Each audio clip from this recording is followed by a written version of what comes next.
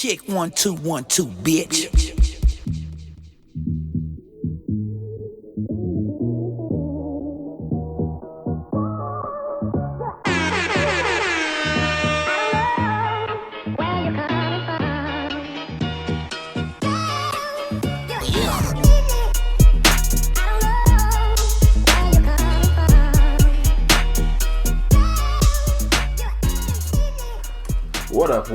What the fuck is up? What up? Give me a hell yeah! This is Mr. Busby.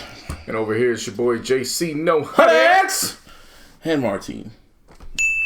Damn, yo, you didn't even do the sound effect for JC? I did. Oh. Alright. And we're back. This is episode 159 of the iLLogical Sense podcast and Disney Plus, bruh.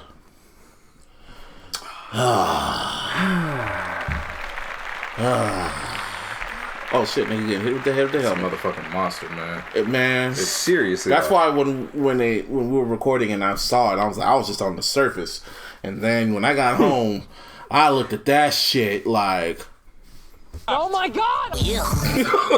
In that order. I talked all that shit because I was under the impression that Amazon and Disney were still hashing their shit out with the Fire Stick. Mm-hmm. No, when I got home, I realized that shit had been settled the Friday before.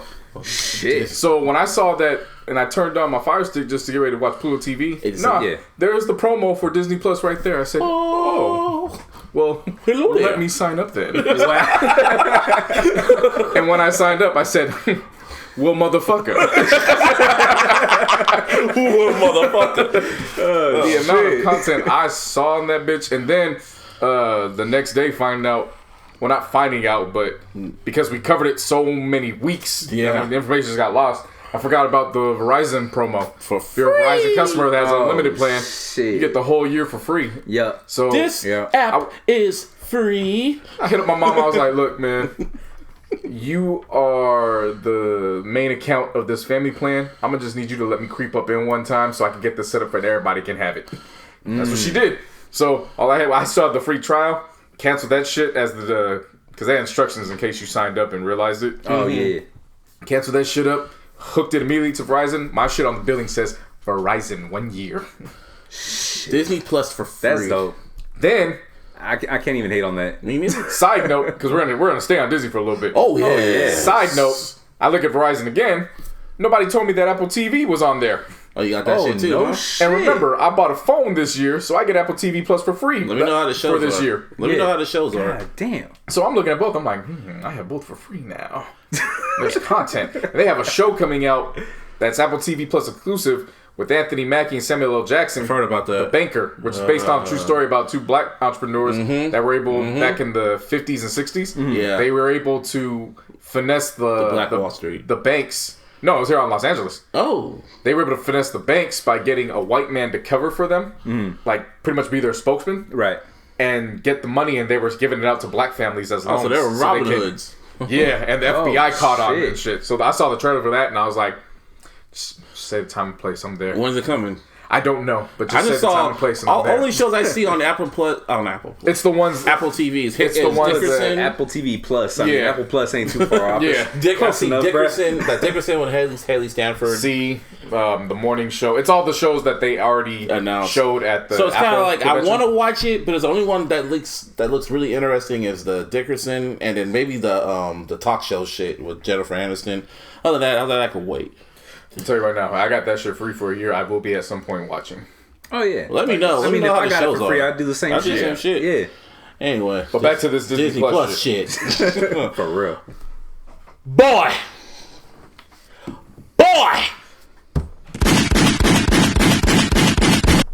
Boy, that was Tinkerbell. Boy, I'm gonna put this on YouTube, motherfuckers. Why y'all allow me to talk sweet on Star Wars and shit? We didn't know what this was gonna come. Why y'all allow me to be like, oh no, when it comes out, that's the last one I'm watching? That was you. You I said was that. looking at sideways, why'd bro. you allow Hold it? up. Why did you allow it? Because you were a grown ass man. I ain't gonna tell you how to tie your shoe, bro. You know what I'm saying? Like, We tried telling you, and we know how you are, JC. Are you sure? We know how you are. When you have your mind made up, it's made up. So I was like, fuck it. Because that Mandalorian, that boy, the first 10 minutes, I was like, well, hold up 1 second. when is everything else coming out?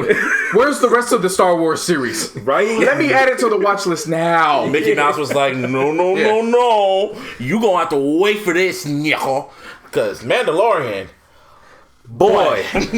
John Favreau, this is why you didn't concentrate on Lion King. You forgiven for that. Because this shit, boy. Bruh, Baby Yoda, boy. Dope. I don't know if it's Baby Yoda, but until I find out what Yoda is, That's that whole Baby species Yoda. is Yoda's. See, they're showing a Disney Plus commercial right now. They got the Sandlot. Oh, shit. No, you know that Sandlot? Nah. Oh, it's all in the sports movies. And Invincible. I know Invincible. I just did Miracle's on there. Yeah. Oh, really? Yeah. What movie? Miracle. The Oh Miracle on yeah, Ice shit? that was Disney. Remember the Red Titans? Titans, yeah. Seen That was one of the first ones I had. That's the first one you watched. Well, No, first no, one was I added- Mandalorian. I made a watch the first list. night. I made a watch list the first night, then I went to sleep. See, what I did first, I set up the Marvel shit first because in chronological order, like movie, like timeline order, and then I just made a list of everything that comes, like Boy Meets World, fucking That's So Raven, So Weird. It was just like, oh my god, and then the movies, it's just, oh my god.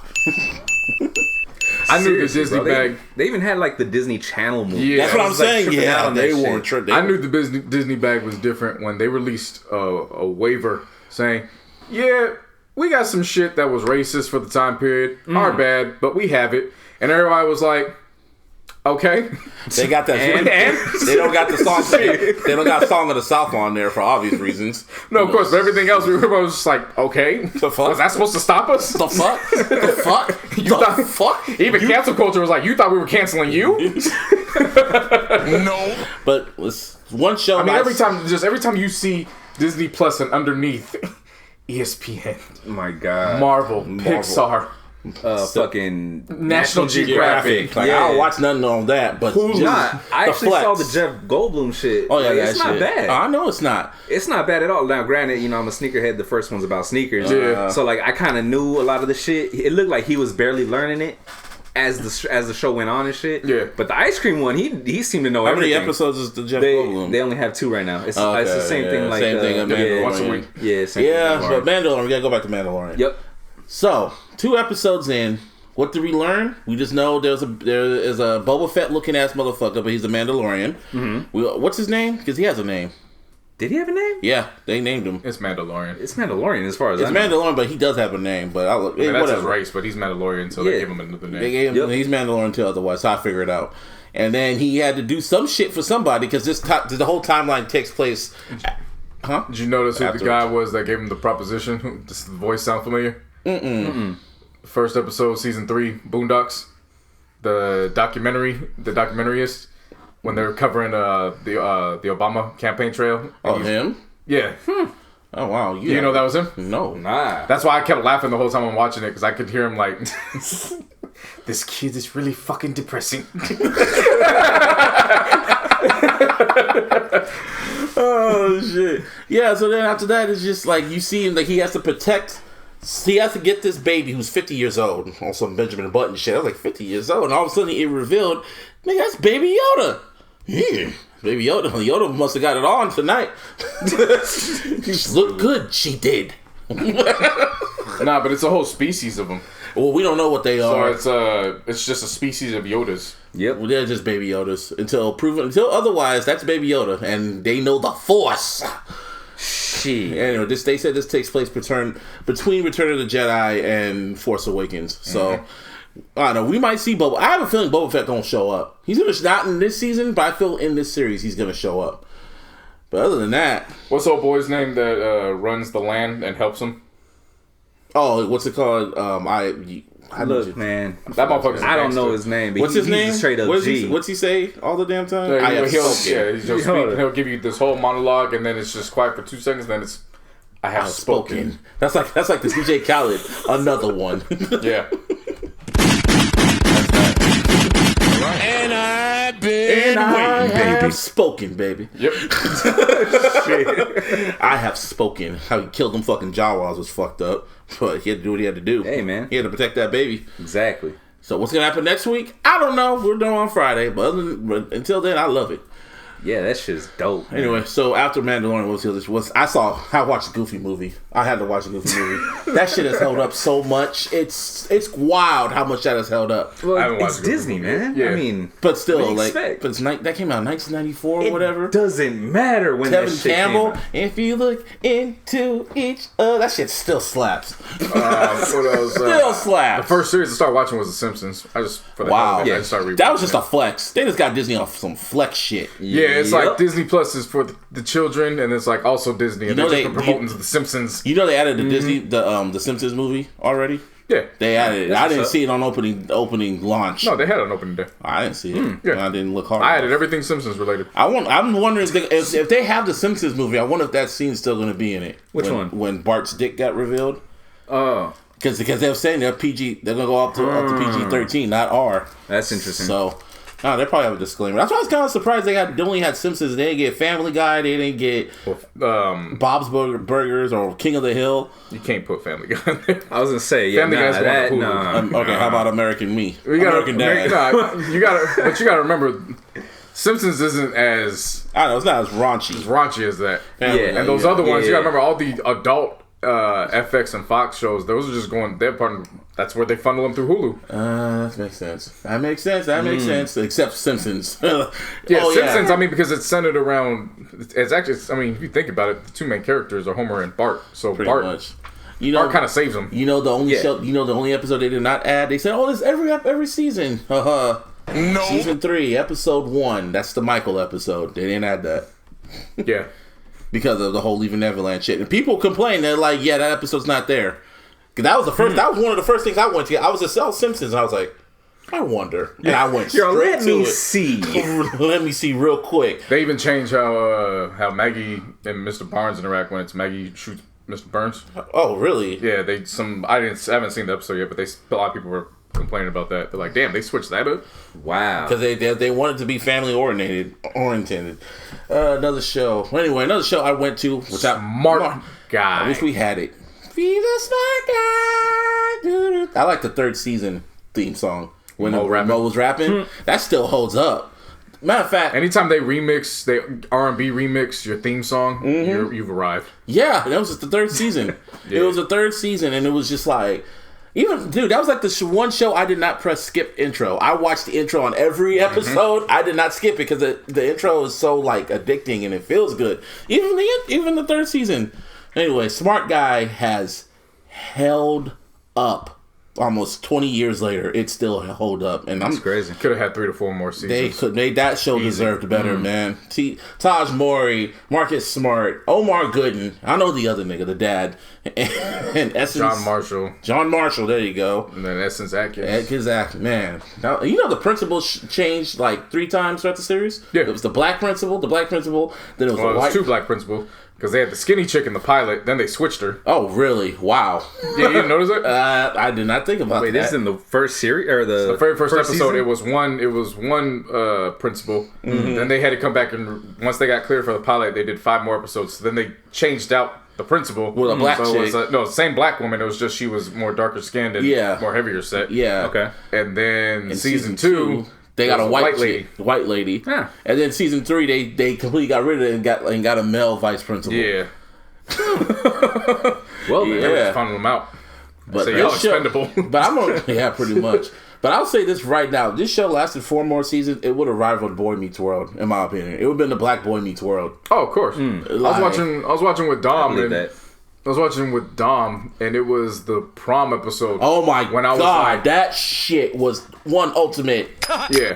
Now I was laughing. I was like, I know why this didn't get picked up. This shit was Too way too black. black. It was Because way they too got to the black. point where they're trying to get TJ to go to the prom. He's like, I don't want to do that. Besides, it's Shark Week this week. Marcus looked at his dad and said, "You notice ain't no brothers in there." His dad gave him dap as he says, "It's because we only be putting them in the water." Or no, and then in the 3rd season when TJ had a crush on the teacher and shit like that, and she was feeling his dad. TJ looked up at his dad and said, "Dad, the only reason why she liked me." He's like, she's like 10 years older than you. He's like, "I don't give a damn. When I turn 18, I've reached my sexual peak." Yeah. I was like, hold up. I was like, what? He's like, "Yo, what?" I looked it up.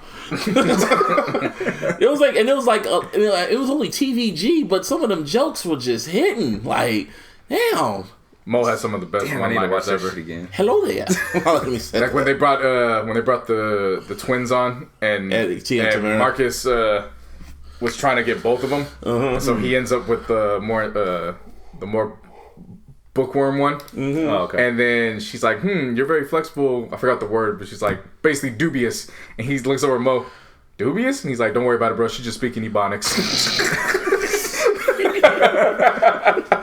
No, another thing I liked about the show was the dynamic between the dad. Like the dad, it was like we don't get shows like this. Seeing a single father take care of his whole, like, of his kids and shit like that, and it was like positive because he was a strong black man too. Like he took care of his parents. He held his own. He was strict. Had his own business. Had his own business. Was disciplined. He disciplined the kids. He was hard on them when needed, and it was just, and he was loving at the same time. It was just like we don't get back in those days. We only got the mom, like a single parent mom and shit like that. We never had the dad or both parents, especially a black dad. Yeah. Shit. He was Floyd Henderson, man. That was up there with Uncle Phil damn near. Yeah. If they would have gave him more seasons. As great as it was, you can, in hindsight, you can always look and see how they did the episodes. I kind of felt like they were under the impression, okay, this might be the last episode. They probably did because think all that. the storylines, like Marcus always has a different girl every single fucking episode. Every it's like, season. Damn, we couldn't let this man have a girlvand for like 2 seasons. Nah, I think you in know the what I'm saying? Like it was yeah. always just funneled out. Yeah, right. Fucking Nala Rivera was on a few episodes. Yep. Yeah. Taraji P. Henson was on Taraji P. Henson was like a regular on that. Yeah. And Man, I really need to rewatch that shit. dude, like Omar Gooden was fucking funny as hell, man. Can we get appreciation for Omar Gooden though? I mean, No. there you go. No. Omar Gooden, man. If you know, you know. If you take away Cuba Gooding Jr.'s highest of highs in his career, Omar is a lot more steady. He has Wild and actually crazy. he has a resume. a resume that can really rival. If you take away obviously Boys in the Hood and Jerry Maguire, Nah. because really those are really the only Only two. movies we Yeah, know those are him like for. the two highlights and shit. But And if you honest- want to include the People versus OJ, Maybe. I mean- yeah. Oh, Snow Dogs. Oh yeah. yeah. Nah, but Omar Gooden, he had Wild and Crazy Kids on Nickelodeon. That was pretty much Cuba when he was fresh off Boys in the Hood. Shit. He had Wild and Crazy Kids, and then was he on Hanging with Mr. Cooper? Yep. He was. Yes. Yep. Yeah. Yes. He was on Hanging with Mr. Cooper, and then he finessed his way and got on the Smart Guy, and he was a He regular was on just Smart supposed to be in the Guy. pilot, Yeah, and then they brought him back because everybody got positive reviews, and then he was just a recurring character for the rest of the first season, and then he just did so fucking well. They're just like, He was nah, we just gotta a make regular you a character. regular. He was a regular Wow. character. Yeah. So then, yeah, And then the third season, he's doing the fucking intro. yes, rapping. Who knows? And then after that, he after that show ended, he found his way on Baby Boy, and he became immortalized on that. Yeah. Yeah. And I found forgot out about that. I found out And- in Baby Boy, his on-screen girlfriend, they were actually dating in real life during that time period. So I went back and rewatched it, and I was like, oh, that's not acting. He actually pissed her off. He did something before they said action. Like right before. Yeah. And JC pointed this out. Remember when MTV brought back the barbershop? No, Showtime. Showtime. Yeah. Yeah, he was. I thought it was MTV. He was Calvin. I thought it was MTV. MTV brought that. It was that's Showtime, You're yeah. right. Yeah, he When was they Calvin. turned Barbershop into a series. Oh. He played Calvin. Yeah. Yeah. Yeah. And after that, he's And been he was on a football fucking TV The one show for also. ESPN. Yeah. Playmaker. Yeah, that's the one. Yeah. So I'm saying, if you really go down, Appreciate Omar he's Gooden. in line with Nick Cannon and Ray J and all them. Like, if you want to, like, seriously. he's been around the culture for a long period of time. He's chilling now. I mean, It's just one of those ones though. It's like it doesn't really like click until you really think about it or look it up. Yeah. Like I was thinking about if they would continue with the series, if they would have continued with it. I would expect that the show would have lasted all the way up to when TJ graduates college. If he would have graduated and Marcus would have started his music career, I don't know what Yvette would have been doing, but shit like that. I would have said either they graduate college or TJ has to make it. Pretty much, they could have ran like the last 5 episodes or so. He has to make a decision. TJ making a decision between finishing college or he gets a ridiculous career offer. He's been getting. He got ridiculous career offers throughout the whole series. Yeah, when their fucking their work study project started out as the little ring-a-ding-ding boy for the lunch buffet, And then he's all of a about to sudden run the finessed whole it, yeah. fucking. He about to run the whole company, and was it tap dancing? Yep. With the old boy from fucking what was that show called? That's on. Oh man, what was that show on USA? Oh, Psych. The black dude. Yeah. Yeah, he was on that. He was tap dancing. He became a world-renowned tap dancer. Then he became this fucking school coach. the basketball coach. Mm-hmm. The fuck, he just did everything. Yeah. That was applause for TJ, bro. Yeah. Trendsetter. And then he got to the point when you looked at TJ, at first you were kind of annoyed with him in the first season, but then when you really get to know him, he just becomes one of the homies. Yeah. He really becomes one. He's a genius. And I love how they didn't focus on him being just a nerd. He's just a regular ass kid. Yeah. You know? And damn, it's a great show. Great motherfucking show. Head of its time, man. Now all we need is Sister, Proud Family, and the famous Jet Jackson. Proud Family, they're purposely waiting until the top of next year. Yeah. Because they want that to coincide with the reboot. Yeah. So they're purposely waiting on it. You know how I knew I loved the Smart Guy theme? Because I went to Boy Meets World right after that. I saw the last episode where TJ got drunk. And you know the intro music they had in the first season? Yeah, I skipped that shit. I knew exactly where this was going. Skip that shit with the quickness. Like, Get the shit out of here. Shit don't even slap anymore. This don't even slap no more. Trey. I have spoken. I have spoken. I'm thinking of the cover right now. TJ, I have spoken. No, but TJ Anderson, man. But after that, yeah, they need the famous Jet Jackson. They need Proud Family. I might start watching That's So Raven. That was funny too. That was ahead of its time. Yeah, famous Jet Jackson. I'm surprised famous Jet Jackson isn't on there. I can. Why? Just off-screen stuff. Oh, because they're old. Yeah. They got the Simpsons. They got fucking Hannah Montana. Well, wasn't Jet Jackson? Wasn't that the actor that committed suicide? Yeah. Yeah. So that's why I'm kind of different. Yeah. Oh shit. Molly Cyrus could be trusted. Because kids could get on there and want to be like, hey, what happened to him? And then it's a lot different for a kid these days versus us. They got the whole fucking world on their fucking phone. Yeah, let's see Look him up and then realize, oh shit. I how kids would be like, let's see what Omar Good's doing now. You look him up and saw him in fucking Baby Boy. See him as Sweet Pea. You got a heart, little nigga. You got a heart, little nigga. I ain't gonna hit you. I'm gonna whoop your ass. That's what he did to TJ. Nah, but if they were gonna, I could see them. I could see Smart Guy getting popular again because of Disney Plus, and then bringing it back the same way they did Boy Meets World. Because Taj wants to do it. I got a whole way to bring that back. Same here, but we'll say it off the air because you niggas will steal it and not give us credit. Yeah. So. Yes, Disney Plus doing this. Like I said, they're gonna pretty much flow all the adult-related shows through Hulu. And FX. And FX. Smart. But even then, like I said, the contract they got with FX, that's being funneled through Hulu too. Hulu. Yeah. Like, so it's literally... Oh, yeah, Hulu. Yeah. They're literally taking advantage of that bundle package with... I bet you all the FX movies are going to be... Not the FX, the Fox movies are going to go to Hulu too. Oh, yeah. Yeah. Definitely. Without a question. Probably even a few weeks early before everybody else. Only thing that sucks about Disney is that when it comes to the MCU movies, they got 14 out of the 24 movies. Because Infinity War is not going to be available. Because they have it up there. They're going like, oh, this title's going to be available on June of next year. June next year for Infinity War. It's going to be March until Black Panther is back. It's going to be next month. That's when Thor Ragnarok's going to come in. I didn't check on Ant-Man and Wasp, but that's probably going to be the same time. All contractual obligations, they still got to honor and respect. And when it comes to Spider-Man, all the cartoons. I don't know. Except for the movies. Shit. Except for the MCU movies. I don't care about 1, 2, 3 and Amazing 1, 2. Yeah, nah, fuck all that. I just want Far From Home and Homecoming. And that's it. Damn, I'm good with Spider-Man. Spider-Man. I'm good with that. Everyone said they've been watching the X-Men shit. Yeah, X-Men. That shit was ahead of its time too, man. Shit, I might ask you what. Man, all of them shows. There's just so much only shit, thing that dude. sucks. I'm not even gonna lie. I'm a little bit overwhelmed. Yeah, it is. You know what I mean? It's Like, very seriously. They have Doug on there, the Disney version. You see what I'm saying? Baggy Doug. You see what I'm saying? I watched that first episode. I was like, this thing. Yeah, I don't. It's not the same. It really wasn't. They tried too hard on Yeah. that one. But man, round of applause for Disney.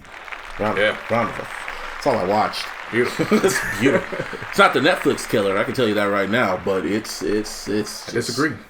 I don't think it will be. I think this is just the beginning. This isn't even. Nickelodeon made a deal with Netflix, so I'm just curious, like what they're actually going to be adding, because I know obviously the whole original MCU, content. like the MCU shows, right? Whatever, all that. Mm-hmm. But like, talk about for Disney Plus. Yeah, for Disney Plus. Okay, yeah.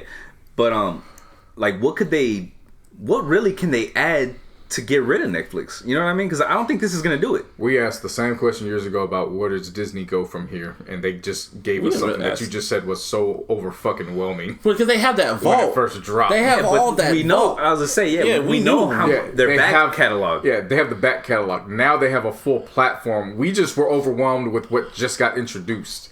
It's one Can thing you imagine hearing when about they it. this? But this is what I'm saying. Can you imagine when they finally catch and understand? Oh, do it like this. Okay, here's 2021 for you. Because I'm not even focused on next year. We already know it's dropping next year. I think it's 2022. I'm focused on what else they. I'm not even thinking about Marvel. I'm thinking about in general what else they can do in 2021. I already know what they're gonna do. You know how the WWE network is laid out? Yeah. Disney, think of that, but Disney Plus. Yeah, no, that's what I'm saying. Look, Netflix getting Nickelodeon, that's great, but some things are just too little, too late. That's just how I'm looking at it. Like you got Nickelodeon a little bit too late. You should have had Nickelodeon in the tuck as this was dropping. Right. I mean, it's then we still should a have good had. weapon. If they get the back catalog from Nickelodeon, that'd be a good ooh. It is a good weapon, but you shooting at this weapon after you done already took 3 shots. I won't doubt. Think about Netflix. that for a second. I know what you said, but I'm not doubting Netflix. 'Cause then again, they still got Beyonce in their back pocket because Beyonce still has that contract, and she still has to drop 2 more specials, and Beyonce one of them's don't- gonna be the visual Beyonce album. don't speak to the 7-year-olds, man. That's very true. That's true. Beyonce, That is very 7-year-olds do not give a fuck about Beyonce. Like, Subscriptions were just still gonna keep going it. up. Just gonna keep it. I know a what bean. you mean. Yeah, that back catalog. Because I think that's the real weapon. And- with Disney Plus. and- Them cartoons. Yeah, and you're gonna put parents in a position where if they gotta choose between Disney Plus and Netflix for the month, Oh, it's gonna which be one Disney you think Plus. they're gonna cut? They're gonna I keep mean, that look Hulu. at the price. $7.99. That's all it comes down to. And Look you got at Apple. the price. And you got Apple Plus. Well, I mean, that's basically what it is. It's close enough, man. Fuck. Apple TV. Apple Plus. That's all I'm saying. It's I know just what you mean. they It's move. They did this move and it's a good move. That's They why just they're did it adding too more. late. Yeah, no, it But definitely they're is a adding good more move. cartoons and shit, and then you got HBO Max with Sesame Street, which I think that's some horseshit they But pulled. see, that's the other thing too. Is Netflix? Wait, they got Sesame Street? Yeah, exclusively. like if you look at their PBS doesn't have it no more. if you look at their numbers and just their data, the highest rated or the highest shows that people watch are all the syndicated shows from other networks. All those networks are getting their streaming apps by the end of next year, so they're That's gone true. from Yeah. Netflix. Yeah, You know what I mean? we'll So see. I got to go to NBC to go rewatch The Office. So that's one less. Hey, I think Smart Guys. That's my however office. many show or hours I spend less on Netflix. I think Smart Guy is my office. I could just watch any episode of Smart Guy and just. Yeah, but it's 3 seasons too. I mean, Yeah, I know. That's unfortunate. That's it ended on the episode where he got drunk. That was a great episode, very good episode. Yeah. that was some bullshit. Yeah, whatever. I mean, like I said, we all win at the end of the day. yeah. Netflix. They also got Beverly Hills Cop 4. That's coming. So Eddie Murphy looks like he's going to He be got that there with them for a Netflix while. back. He got That's Stand cool. Up. He got Dolomite, which he might get might get nominated for an Oscar for. Good movie. Yeah. And when I say Netflix ain't got it enough, I'm not saying I expect them to be extinct in 2 years. I still give them a 5-year window. I give him another. But that 5-year window is going before we realize it's going to be 2024 before we even know it. Yeah. And it's Yeah. like, what else do you have on the surface to get you to survive? Because Well, they they're have- going to be putting out more money than they're going to be recouping just by all these big productions that a lot of people aren't really watching. Well, they got that Irishman movie coming. They're gonna get Oscar nominated. They're gonna. Yeah, but what I'm else saying is for every Irishman, you got about 3 or 4 that everybody's like, when did that come out on here? You know what I mean? Yeah, seriously. So they do be they're putting out a lot literally of putting shit, out a lot. and they do everybody's- it almost like, and it's quality shit. It's not bad shit. No, there's some shit that's like, And some why is the shit. fuck did I watch that type Some of of shit? this shit. That's like, You know that's what like I mean? Redbox classics on Netflix. Yeah, a lot Or a of lot of Redbox Yeah. classics. That's how they got fucking Undercover Brother 2 on there, and I was like, Yeah, I seen that too. without I was Eddie like, Griffin. but yeah, Michael no, it J. was White's Michael in it, so I'm like, yeah, see, I don't know about that. That Yeah. just looks, you're at least gonna get me to tune in just off curiosity, not because I want to watch it. Yeah. Yeah. Just, it's Michael J. White. I trust Michael J. White in those roles. Yeah, but it's Eddie In that Griffin. role, though? But Eddie Yeah, look what he Griffin. did with Black Dynamite.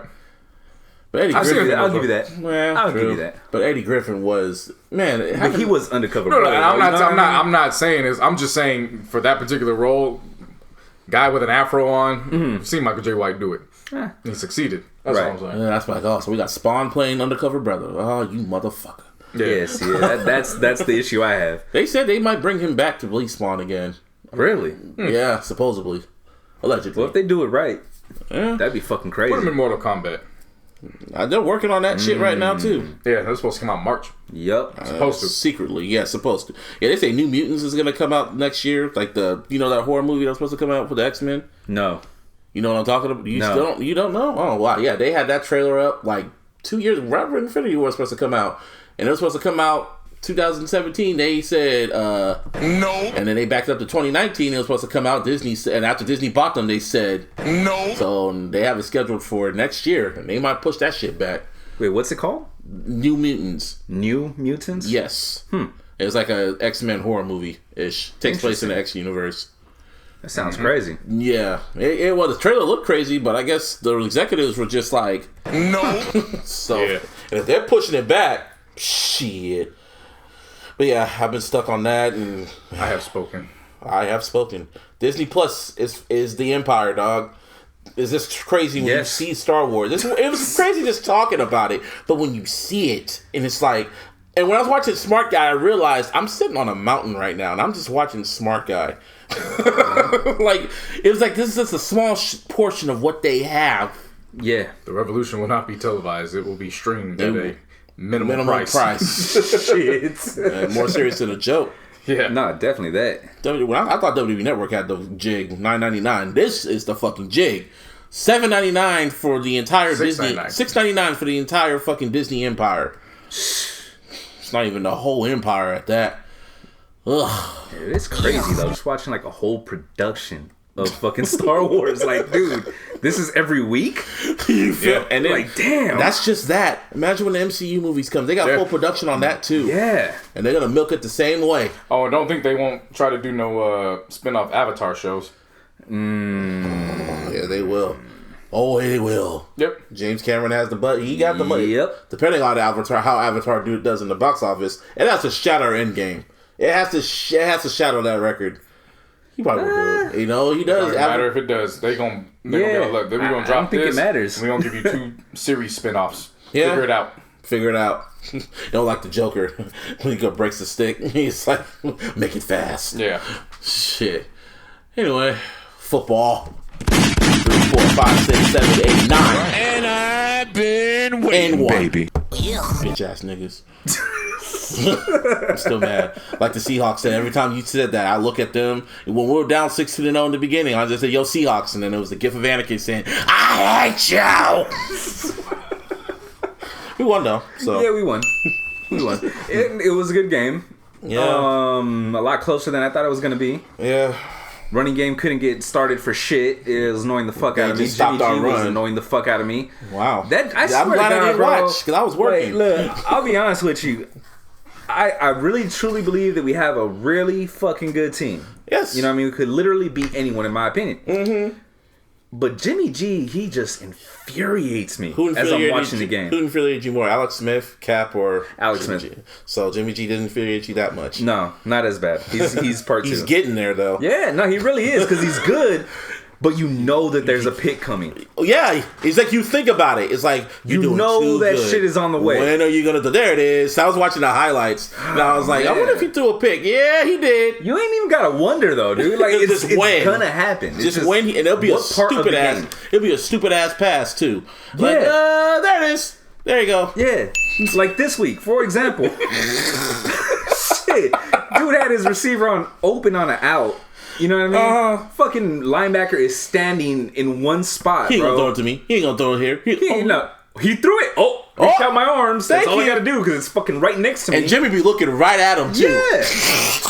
That's what I'm saying. That's the shit. He be that looking fucking, right at me. like, He's like, "You want this?" irritates me, bro. Like, He's like, I'm not real. gonna. He's like, they just make eye contact like the Chuck E. Cheese people. Shit. You know what I'm talking about? Yeah.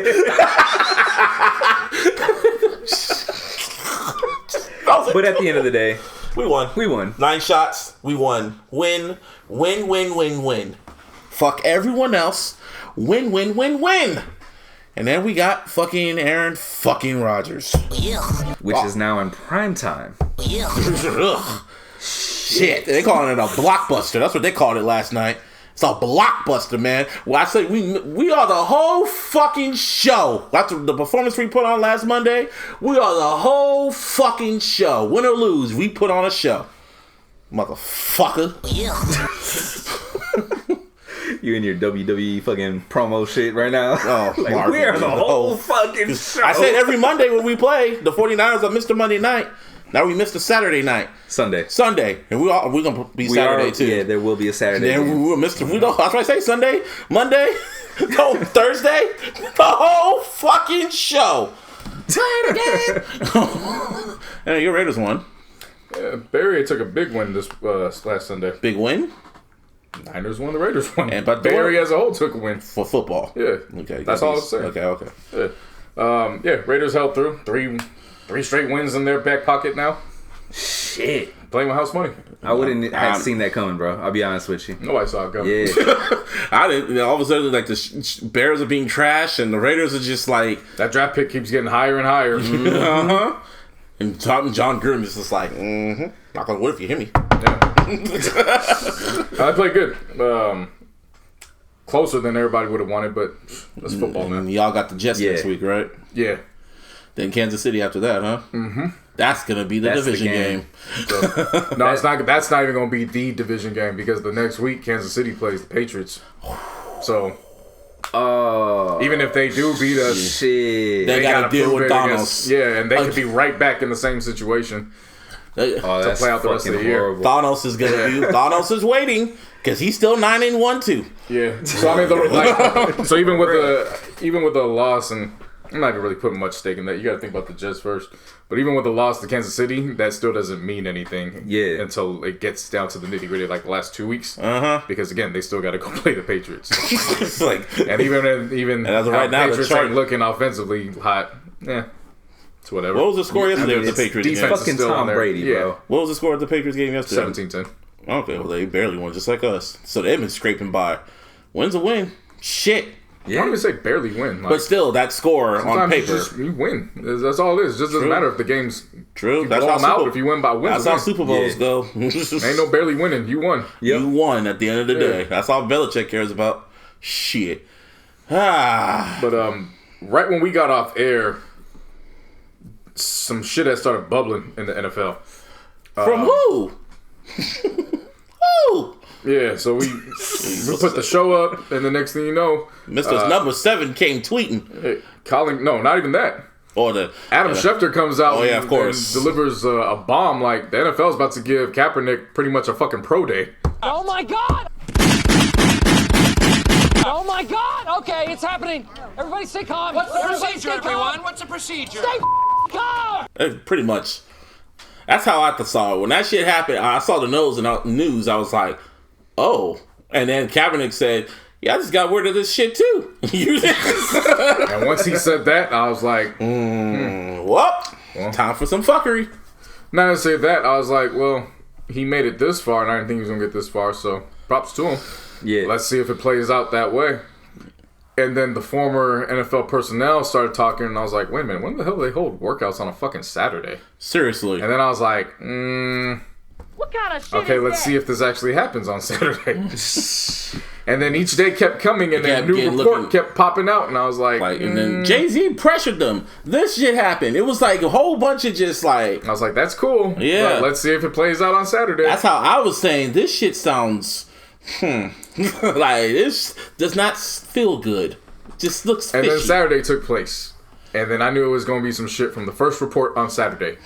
They said they have pushed back the workout an hour or an hour and a half, and I was like, here we go. Yep. What kind of shit is Here that? we go. Yep, here comes the shit. Here comes the bullshit. And then, next thing I know, he is telling the NFL, no, I'm not going to be there. And he's holding the workout at a high school that's about an hour outside of the Atlanta Falcons facility. What kind of Since shit they were is hosting all this. Reportedly, 24 or 25 teams were going to be at the Falcons facility. Even then, again, the ex-personnel in me is like, it's still on a Saturday, and... You gotta explain your background, Jason, to the people. You gotta get your perspective on this one. To the people. So again, I was a videographer for the Oakland Raiders from 2013 to 16, but it funneled into the 1 week in 17 because of the playoffs. My last 3 years there, I pretty much was the videographer to go out and film the workouts.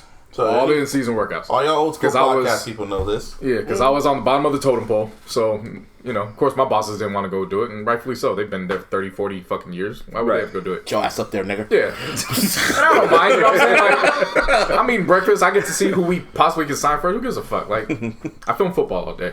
But in a weekly workout, the workouts usually are always on Tuesdays because Tuesdays are nothing but walkthroughs for the teams, if they even have a walkthrough. You'll have workouts all throughout the week, but Tuesdays are really kind of workout day throughout the year. In a workout, excluding myself as the videographer, because I'm basically invisible, I'm just there with the camera. You are going to have the positions coach of the player that's working out. You might even have the assistant positions coach there, but the position coach is going to be there. You're going to have at least half of the scouting department there. If that's the case, you're going to have another 3 or 4 other football personnel people there. At some point, the head coach, general manager, and the assistant general manager, probably even the director of football personnel, are all going to make their way out, whether it be at the beginning of the workout, midway through, or right towards the end. They're going to be out there. Like, just to make an appearance. Just to make an appearance and see how everything's going, talk. Right. So you're basically looking at 12 to 15 authorized personnel in addition to me holding the camera, or how it used to be being in a lift filming above him. So right off jump, I'm like, Saturday. That does not sound right. Why doesn't it sound right? Oh, I know why it doesn't fucking sound right. Because half the fucking league is going to be on the road, which means all personnel is going to be either there, or half of the damn scouting department is going to be spread out around the country or at colleges scouting for the draft. So something don't even sound right here. But okay, let's see how it goes. What kind of shit is that? Then I see people, and God bless them, because if you think you know, nobody can tell you no. But I'm here to say you don't know. I saw people here talking about, well, we need to see Cap between a full line throwing. And I'm like, fam, that is not what happens at a workout at all.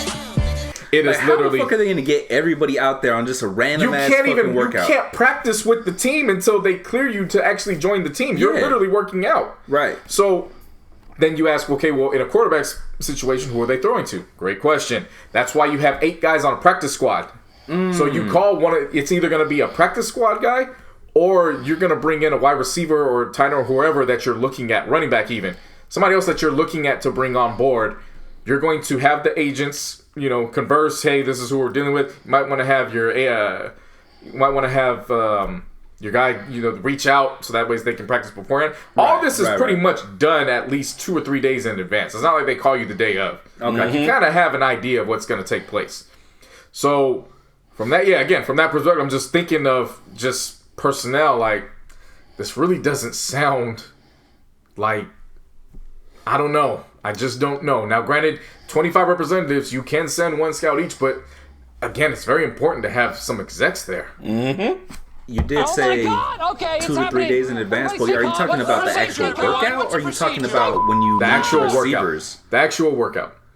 Okay, everybody knows 2 or 3 days in advance what's going to take place, and you know all the details as well. You basically know. You basically know who you're throwing to at least. Yeah, you have an idea. Okay. The worst case scenario, you still have 24 hours. Yeah, because you can have an injury take place, and they're kind of scrambling to see who they want to invite. That type deal. But yeah. But more times than not, they're not waiting on an injury to happen. They're kind of like, okay, we need to kind of fill in right here. So let's kind of get ahead of this. Let's schedule something for Tuesday, and then let's go. Okay. What happens is when you get a workout later on through the week, you're basically responding as a result of an injury, and a player that you expected to be back healthy during the week, they're not there yet. Oh, okay. So now it's like, okay, now we got to bring somebody in to just at least fill a practice squad spot, because we got to bump up somebody from the practice squad. Yeah, right. So all that, I'm not even trying to put emotion into it. I'm just trying to think from that perspective. And I'm like, this don't smell good. Doesn't. So then when he says that, we get the announcement, well, Kaepernick has notified the NFL that he is not going to show up, and he moves it, then I'm like, okay. So what's happening now? Honestly, when I saw that, I was like, bro, this is the opportunity you were waiting for. What are you doing? And so then they're at the high school, and I'm like, okay, well, he's throwing. And then I'm like, oh shit, Bryce Butler's there. my G. He's okay. I was like, all right, bet. Looks real. Looks so legit. he's throwing, and I made the statement on social media where I was like, look, I've filmed workouts the last 3 years. Based on what he just did, it would have took 3 to 24 hours to get him clear to get on the practice field. Seriously. Like, he basically... And that's where people were like, well, I want to see him behind the line. I'm like, that's not what a workout is, so you might as well... Yeah. You're going to be waiting to see anybody behind the line. Like, people that never played football in their lives, my God, nigga. Yeah. And the thing about behind the line type shit, that doesn't resonate with me at all. Right. Because that's never been his problem anyways. The line is never his problem. It's reading the defense. That is... If you want to go back as two Niner fans... X and O's... Yeah, that's what it is. It was reading the defense. Exactly. It had nothing to do with the line. What the fuck does that do? The niggas don't know what the fuck they're talking about. Again, people just they feel that what they're saying is correct, and nobody can tell them anything. Even somebody like me, I've gotten into countless arguments we go over the years, and I'm like, fam, that's not what it is. I got into an argument with somebody about the Raiders moving to Vegas when we knew a year before what was likely going to take place. Right. And I'm like, fam, it's what's going to happen. No, because this. That's how you have to, like... I'm telling you, we had a meeting today, and they asked us, who has a problem relocating to Las Vegas? See, I'm telling you what took place. See, that's one of those days, JC, what I've learned... You just gotta keep Again, that was years ago. I was in my mid-20s. Okay. I'm in my 30s now. I don't got time for the bullshit. Still. If you want to believe what you want to believe, that's fine. But don't say I didn't give you the opportunity to at least have some insight on what's really going on. That sounds familiar from last week, huh? Yeah. People. Yeah, so Cap does the workout. It's like a 45-minute gap before he comes back out to greet the media. It was a 45-minute gap when he went... So it took a good period of time. Like he was just waiting or something? Well, I don't know what he was doing, but basically this is what happened when he came back out to the media. Let me start by saying I appreciate y'all coming out. That means a lot to me. Our biggest thing with everything today was making sure we had transparency in what went on. We weren't getting that elsewhere, so we came out here. It's important that y'all are here. Y'all been attacked for the last 3 years. Y'all continue to be attacked. We appreciate what y'all do. We appreciate you being here today. We appreciate the work you do for the people and telling the truth. That's what we want in everything. I've been ready for 3 years. I've been denied for 3 years. We all know why I came out here, showed it today in front of everybody. We have nothing to hide. So we're waiting for the 32 owners, the 32 teams, Roger Goodell, all of them to stop running. Stop running from the truth. Stop running from the people. Well. And I've been waiting, baby. Well, that was just the gist of it. There's really not much needs to be said. Yeah. You basically say what's happened. Now, pretty much.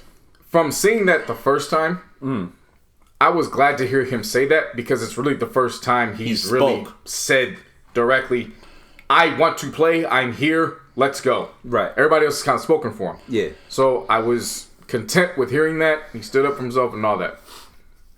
Let a day go by, and now I'm examining everything, and I'm just like, this whole thing was just fuckery. It was fuckery. Yeah, it was messy on both ends. Every spectrum you could think of. Because again, now when the reports start coming about why he ended up moving this workout, so let me break this down. There's what was in the contract? Howard Bryant from ESPN.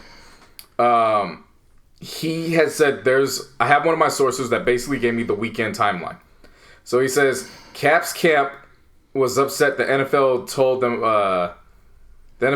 about the tryout on such short notice that it was occurring on a Saturday instead of a customary Tuesday. So that was basically the first one. Mm-hmm. So he's saying that he found out like everybody else did on Twitter. Yeah. Mm-hmm. That's a major flaw. That's a major fuck you. That was a major fuck you. That's like finding out you're getting traded. Number 2, this is the first time Cap's team and the NFL has had any conversation since him and Eric Reed settled the collusion lawsuit. Wow, it's the first time they've talked? Yeah, since the settlement. What kind of shit? And it was over Twitter, basically. What kind of shit? Number 3, NFL told Cap's team, I'm going to just say Cap, but it's really Cap's team. NFL told Cap that no media access would be allowed at the workout, which the team did agree to. Cap then arrived in Atlanta on Thursday. He was told it was unclear who his receivers would be. So, after hearing this, on Friday, the NFL then suggested that Cap's own team would be prohibited from filming the workout. Leaving the NFL as the only entity with access to the video being sent to 32 teams. This was especially delicate because Cap's team doesn't trust the league, and they didn't trust them doing right with the footage. The fear was a 60-pass program might be edited down to the worst throws. So at that point, Kaepernick's camp began preparing an alternate plan Friday night. NFL asked Cap to sign a waiver that he would not sue the NFL in the event no team signed him from the workouts. Cap's team countered with a standard injury form. As the issues remained unsolved, Saturday's workout remained in jeopardy. So by Saturday, the issues remained unresolved. The NFL refused to allow Cap to film his own workout, media access, and did not budge over his waiver rights. Around late morning, the Kaepernick team formally asked the NFL to reconsider or it would hold its own workout. By 2:30 p.m. Eastern Time, the NFL officially rejected their requests. With the issues unresolved, the NFL workout collapsed, and Cap's team proceeded to host its own workout, which after an hour at Charles Drew High School in Riverdale just concluded. And it appears that 8 teams attended from the 24 scheduled from the Falcons facility. That was just Now, another report came out that said as a result of him not knowing who the receivers were, Cap then went into his own pocket to bring out Bryce Butler and all the rest of his receivers, which I believe was Andre Ellington and a couple others. Yeah. Ellington makes sense. Yeah. That's just messy on the NFL. The NFL is claiming on their end that this was not the case. They had conversations with Cap. They pretty much didn't have an issue with what he was requesting. They just wanted to make sure that some of their guidelines were met down the middle, that he was... They said that he was getting upset at standard requests and obligations, that they were like, this is standard. What are you complaining about? They then said that Nike wanted a role in this, and they cleared it. And to which Nike then came out and said, No. You didn't have shit to do anything. We didn't get cleared for anything. There was no notification. Line on Nike's name now? What the fuck?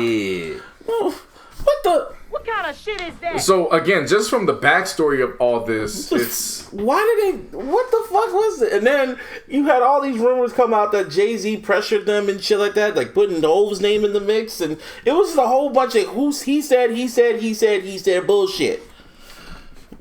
Yeah, that's pretty much what it was.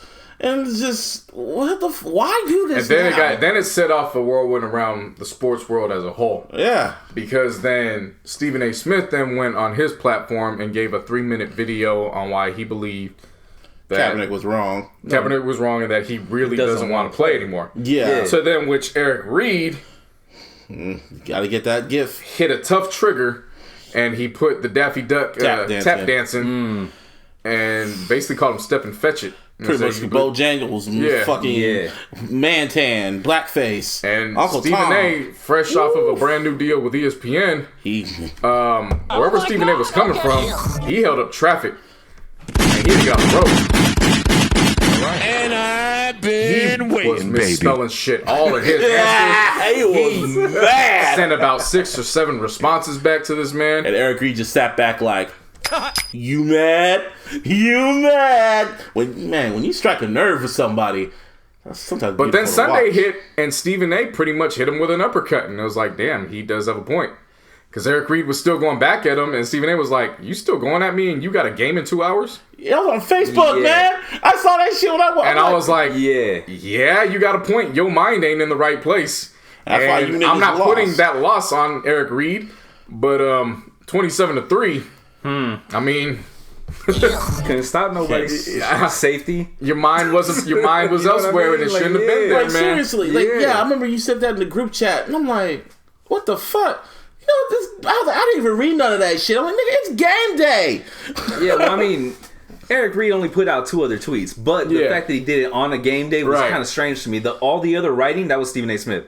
Yeah, Stephen A. Smith is a writer. You got to remember that. I know. Okay. And the thing with this too, and on a Facebook post. So I don't agree with Stephen A. Smith taking the stance of Cap doesn't want to play anymore. I just played a clip, Cap saying I'm ready. So clearly, you can interpret it how you want they to. Call it publicity stunt, but you can't say what you feel like he doesn't want to do. He just said he wants to continue playing.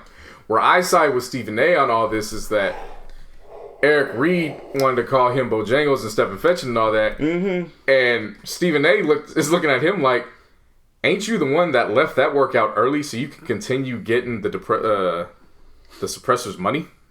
Yeah. Ugh. Yeah. Like, you left your boy early to get back to Carolina so you can continue getting that check from the demons that you guys keep talking about.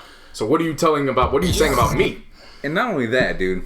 Cap is actually wanting to go back to that himself. Yeah. Which is what still wild to me. You know what I mean? Like, if you really think about it, I still feel he might play, but it's like, nigga, why do you want to keep going back to a fucked up relationship? Why keep going back? My thinking on it is that if it's along the lines of Malcolm X, Martin Luther King, Rosa Parks, where we're not doing this for us, we're trying to make it easier for the next generation. So you continue to get on a bus that you're not wanted on. I can see it. Yeah. On the flip side, I'm not gonna, this isn't to say Cap is wrong for doing what he's doing. I'm just looking at it from the perspective. I'm like, man, if they don't want me, what am I wasting my time for? I mean, Vince McMahon's hiring. Like, what am I fighting for? Because you can't say that they're keeping. It's not even a situation they're keeping black men out the NFL. They're keeping you out. Yeah, you know what I mean. And I was with him. I was high off of the adrenaline. I'm still. When I stopped to really evaluate the situation, I'm like, okay, you made a stance with the Kunta Kinte shirt. That's cool. But why was that a focus on this workout? Yeah. Why did he to go to a school, you have to clear stuff with superintendents and make sure security is all there. It just conveniently happened to be done less than 20. So I'm not. So I'm looking at that. I'm looking at that Friday timeline. Like maybe when they found out, they started the alternate plan because they didn't trust it. Yeah. Well, it's so crazy. It's just so crazy because the NFL's doing all this for him. They brought back dog fighters instantly. Motherfuckers raped women. They punched women. They done drugs. Was on crack. And, and a whole bunch of other stuff. And they welcomed them back with open arms. Ray Rice, if he was still younger and he punched old girl, he would have been brought back to the league. Well, he's young. He still got legs. Yeah, we can bring him back. You know what the difference is between them all, though? They showed up to the workouts. That too. Yeah. I mean, but see, that's where it goes back to me with Cap. It's like he's not desperate enough, and there's nothing wrong with that. He's also been too quiet. If you're not desperate enough for it, then yeah, you're gonna feel like you have some leverage. And in some respects, he does have leverage because they put this whole thing out when we were thinking about the upcoming battle between Lamar Jackson and Deshaun Watson. Yeah. Which was trash, by the way. Yeah, we talk about a failed hope shit. Yeah, seriously, though. I was looking at that like, this is game of the weekend. That shit was over. Game of the weekend. Game of the weekend was over in the first quarter. That was game of the quarter. Yeah. Done. But you know what I'm saying? Like our focus was on something else. So and now I'm gonna bring it back to the NFL. What was the purpose of this? In the words of Cardi B, what was the reason?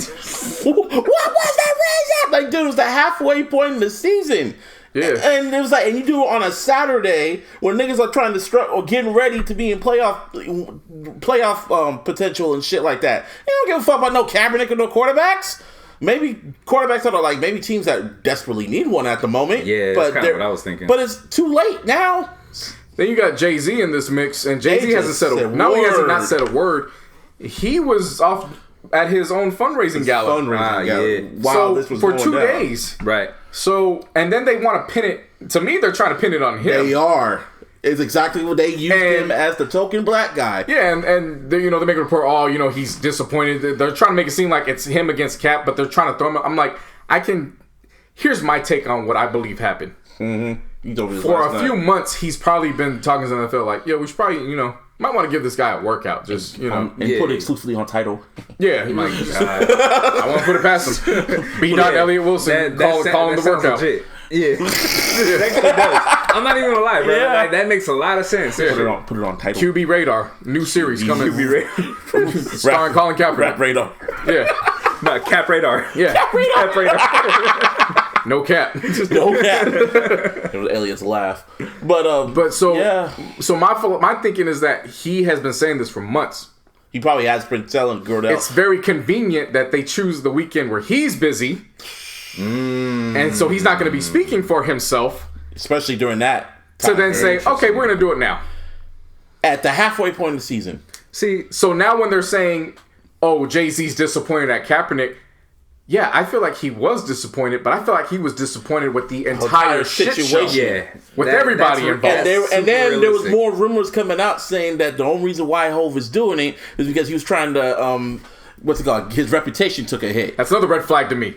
Yeah. So that means this whole workout was about Jay-Z's ego not getting Kaepernick. Because when you word it like that, that means it's not about Cap. It's about rehashing his image. Right. And it's like, I don't think Jay-Z's that stupid to say that out loud to anybody. I don't think he's that vain, bro. Yeah. Like, you know what I mean? Well, we don't know. I mean, I don't. Personally, I just don't think that he is. Like, that's my opinion. I know. He plays stupid enough to get caught cheating, but I don't think he's stupid enough to fuck up be in a room with billionaires and say some shit that could be used against him. And it's very rare. But I'm not putting it past him. But it's just like Hov is more calculated than that. Yeah, especially with his sources and shit. And it got to the point where Rock Nation had to release a statement saying our sources said that Jay-Z has not said one word, kind of letting you know, no, he didn't say anything about it. See, this is why we said him sleeping in bed with these motherfuckers was bad for him, because look what they're doing. All these rumors are pointing it at him. Like, they're using Jay-Z as a shield.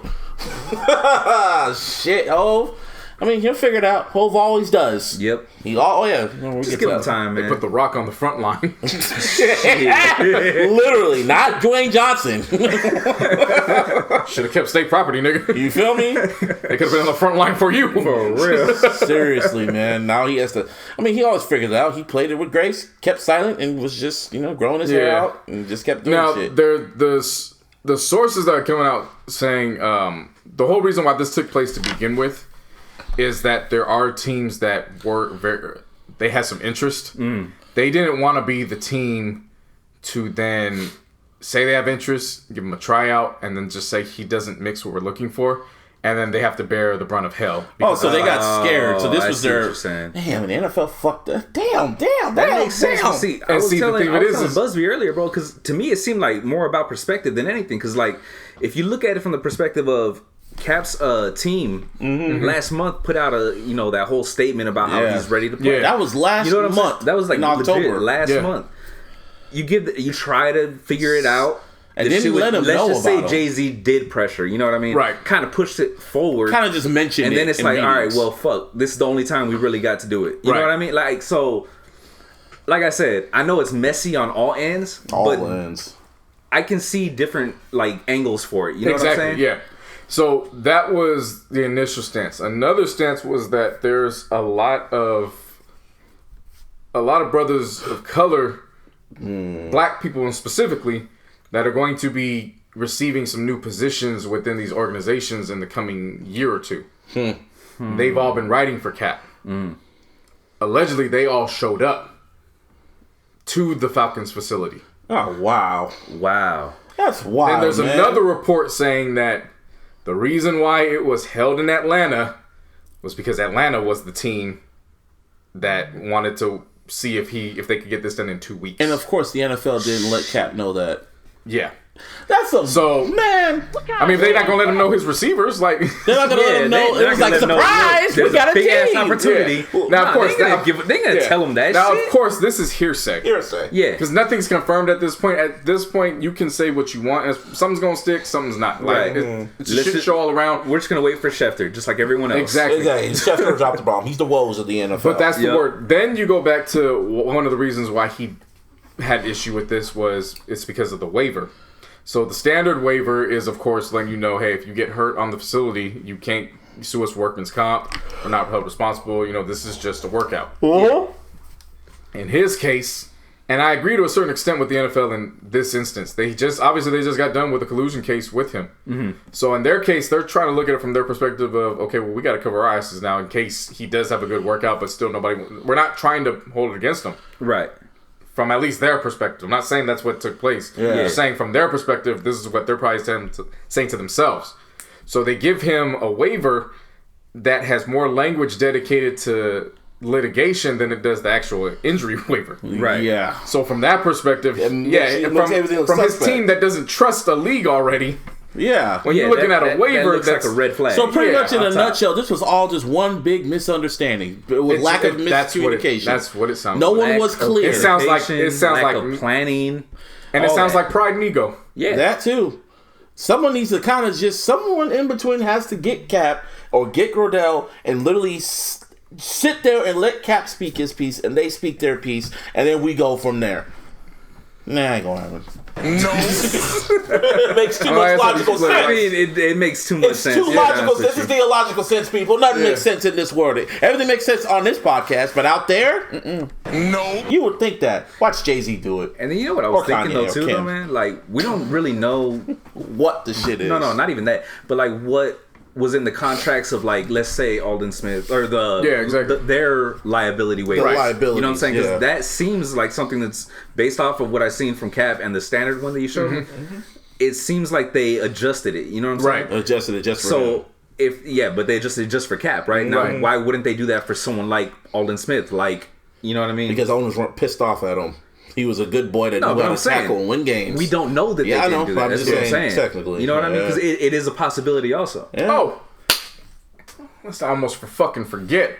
Let's not get to the real thing that had me tell you guys all the fix is fucking in. Oh, Hugh Jackson. You mean you get the drill master of all this is supposed to be Hugh fucking Jackson? So why don't you like Hugh Jackson? Why are you saying that? That's my question. Hugh Jackson just got fired because he had an issue with handling his own fucking quarterback, which was Baker Mayfield. Okay. That's why. That makes sense. So you're going to tell me you're going to get the former head coach who had an issue dealing with a quarterback that was disgruntled about his handling. Right. And he's supposed to be the drill master of a quarterback that's already feeling disgruntled about everything the NFL has to stand for over the last 3 years in regards to him. And you know Baker Mayfield had a lot to say. See, I thought when you sent that to the group chat, I thought it was like, because he's trash as a coach. Nah, you know what I mean? That was the least of my focus. Like, bro, he was an excellent offensive coordinator. Yeah, you know what I mean? That was the least of my focus. It was like he just got done dealing with a quarterback that hated these guys. Yeah, I got you. Now he's going to be you couldn't get anybody else? Yeah. He was the only one available. That makes sense. But what made it worse? What made it worse? Hugh Jackson didn't know either. Like you couldn't get seriously. Yeah, like you couldn't get not Bill Belichick, the other Belichick that used to coach the Ravens. I know what you're talking about. Billick. Like you couldn't find Billick. Like you couldn't find somebody that was out the NFL that knows. You couldn't get Tony Dungy. Seriously, Tony Dungy went to war for Michael Vick. Yeah, he sure did. Yeah, you mean tell me you couldn't get Tony Dungy to be the mediator between all this? Bill Cowher. Yeah, you know what I mean. Like there's so many people you can get, bro. Like fucking get Jeff Garcia. Yeah. Nah, you give me Hugh Jackson. Oh wow, you don't like Jeff Garcia? No. What I'm saying is but instead of all that, okay, you got the motherfucker that went 0-16 or wherever he did in his final year there, and didn't even finish it out, and he got fired. Hey, round of applause for Jeff Garcia though. The only reason why I brought up Jeff Garcia is because he's trying to be a quarterback's coach in the NFL. So yeah, he could do begging like Keith Sweat to do it. He really begging wants like to. Keith Sweat to do it. Yeah. Damn, and no one's hiring him. Nope. He probably really don't. He probably pissed off some people. Probably. But hey, man, Jeff Garcia as a Niner, he's still a Niner to me. Yeah, so I mean, just. But yeah, it's just fuckery. Back to this shit. It's just fuckery. I don't know. Like I said, it was just one bad miscommunication. Kaepernick needs to sit with Grodell and he needs to call a meeting with all the owners, and Kaepernick needs to make a speech to him, tell him how he feels, let them speak, which they probably won't get up and speak because, you know, white people don't like saying shit to black folks to their face. No one's going to say nothing to his face, but just let him say what he says and then let him walk off and see what they do. So I don't even have a problem with his Kunta Kinte shirt in general. Mm-hmm. No, in general, no. It's just when you know what the temperature is from them, and you know what the temperature is from the media. Why ignite it a little bit more? Because really, people have gotten it confused as well when it comes to why he's not in the NFL. Everybody knows that he can throw, and at the very least he can be. Everybody knows at the very least he can be a back. A very elite. I mean, at the very least, you know, he has a strong fucking arm. Still to this day, it's the teams have been backing off because when you show up in a shirt like that, yep. Now we got to take it away from a starting quarterback, and now all the cameras are around you, and now the whole franchise has to answer for that. For that shirt with the afro, known for kneeling, putting your fist up. I will never forget. This goes all the way back to when I saw Kaepernick on Games Video Shoot, and he was wearing that Tupac shirt that said "Trust no one." Irony. And then I remember overhearing him saying like, "Yeah, my agent didn't want me to wear this, but fuck it." Well, shit. And that's another thing, man. This is a workout, tryout, whatever you want to call it, right? It's basically an interview. Yeah. You dress for the job you want. You know what I mean? You don't come dressed like a bum or dress like with a social, commentary shit on your shirt. Like, because that's, what he was doing. Right. You know what I mean? Of course. He's been very, very woke for the past. And I will say this on the flip years. side too. Again, just the mishandling with the NFL. If that's the case, y'all were too focused on the fucking litigation. Put it in the fucking waiver. What you expect him to wear? Yeah. It's just miscommunication. Because if you think about it, all this happened because everybody's like, well, that's against the rules. And then you go and look at the NFL rules. Up until that time, there was no rule about standing for the flag. At all. Yep. So they're over here confused but, about a that's situation. just from white people. But what I'm saying is the NFL's trying to look for a scapegoat. Like, well, but they can't claim it's the rule because it's not there and it's not in writing. So all this time you're allegedly focused on litigating when you could have just made it the most simple as the shit. Yo, show up in this. I just thought of it. Yeah. I think Kaepernick's gonna speak at that owners meeting over like during the off season. Don't they have that shit like every year? The owners meeting? Owners meetings, yeah, but only owners are pretty much allowed. But I think they're gonna. That'll be some shit. Yeah, only owners are allowed in. I know, but owners and their family basically. If they want to bring someone along and shit. I'm just saying that would be some. There's really shit. no guest speaker there, and you never know. One day, maybe. And at this point, the way some of these, because you got to remember, some of these owners, they do not like him. No, you got to remember in this instance, the owners had to clear that money to get those representatives over to Atlanta. Well, they probably knew it was gonna be some bullshit. You know what I'm saying? Yeah, man. Yeah, I mean, if you thought like he might have burned a lot of fucking bridges. 2 years ago, I was already under the impression I don't think he's gonna be able to play. Now I'm looking at the situation and I'm like, looking quite spooky. Nah. I mean, now you got them. Anytime they just, in their eyes, they just wasted resources on a workout. It was everyone's fault. Yeah. NFL, everyone's fault. Like, shit. Yeah. I'm just gonna say this. Jason Whitlock was saying some bullshit, and no, I don't want to be on no side of Jason Fatlock. That's all I need to say on that. Like, he's the one of the main people I block. I just wanted to say that. Ugh. It's wild times, man. Anyway, the marathon really continues on this. Yeah, to be continued. Literally. Anyway, speaking of who doesn't have CTE. Well, not even CTE. I'm just about to say real quick. You talking about comebacks. Who? The boy's back. What boy? Carmelo Anthony. Oh, yeah. I was going to talk about Mason Rudolph, but fuck him. Yeah, we'll get to that in a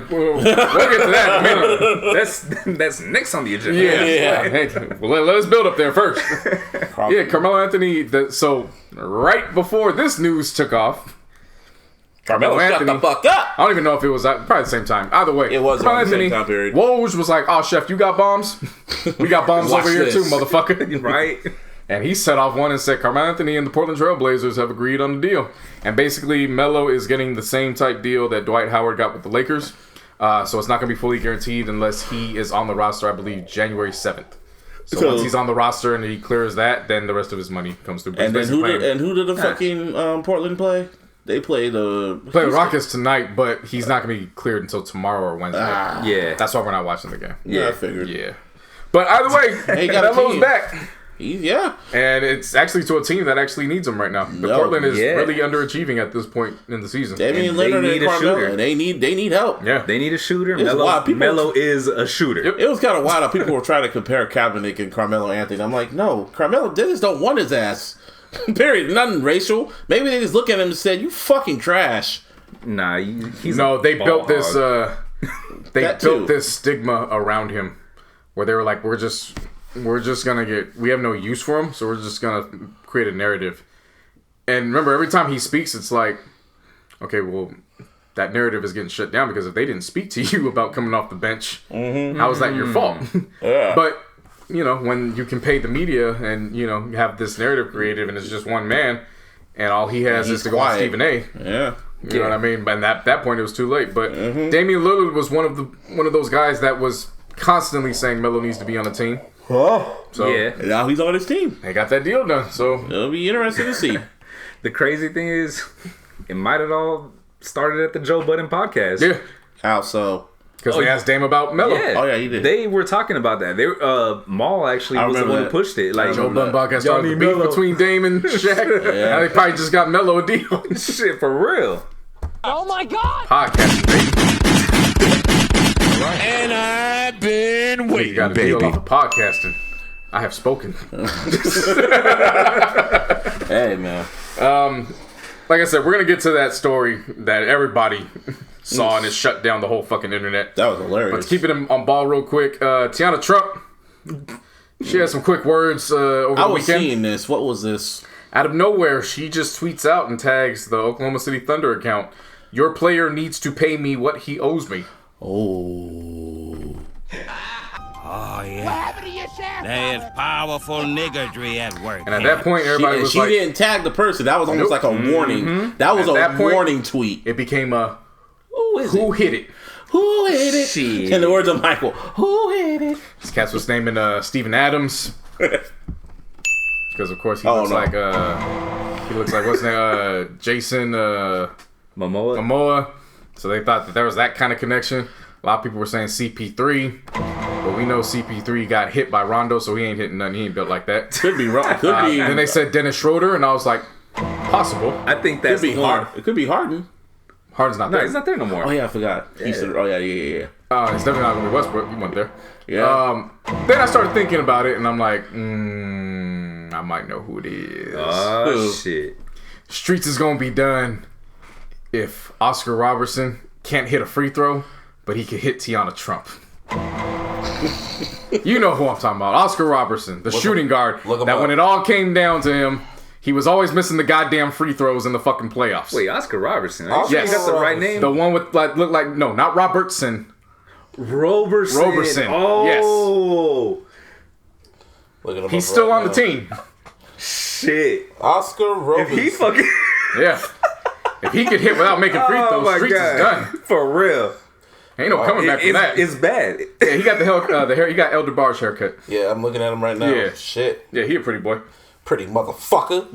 But then she quickly deleted it, and everybody was like, we'll see.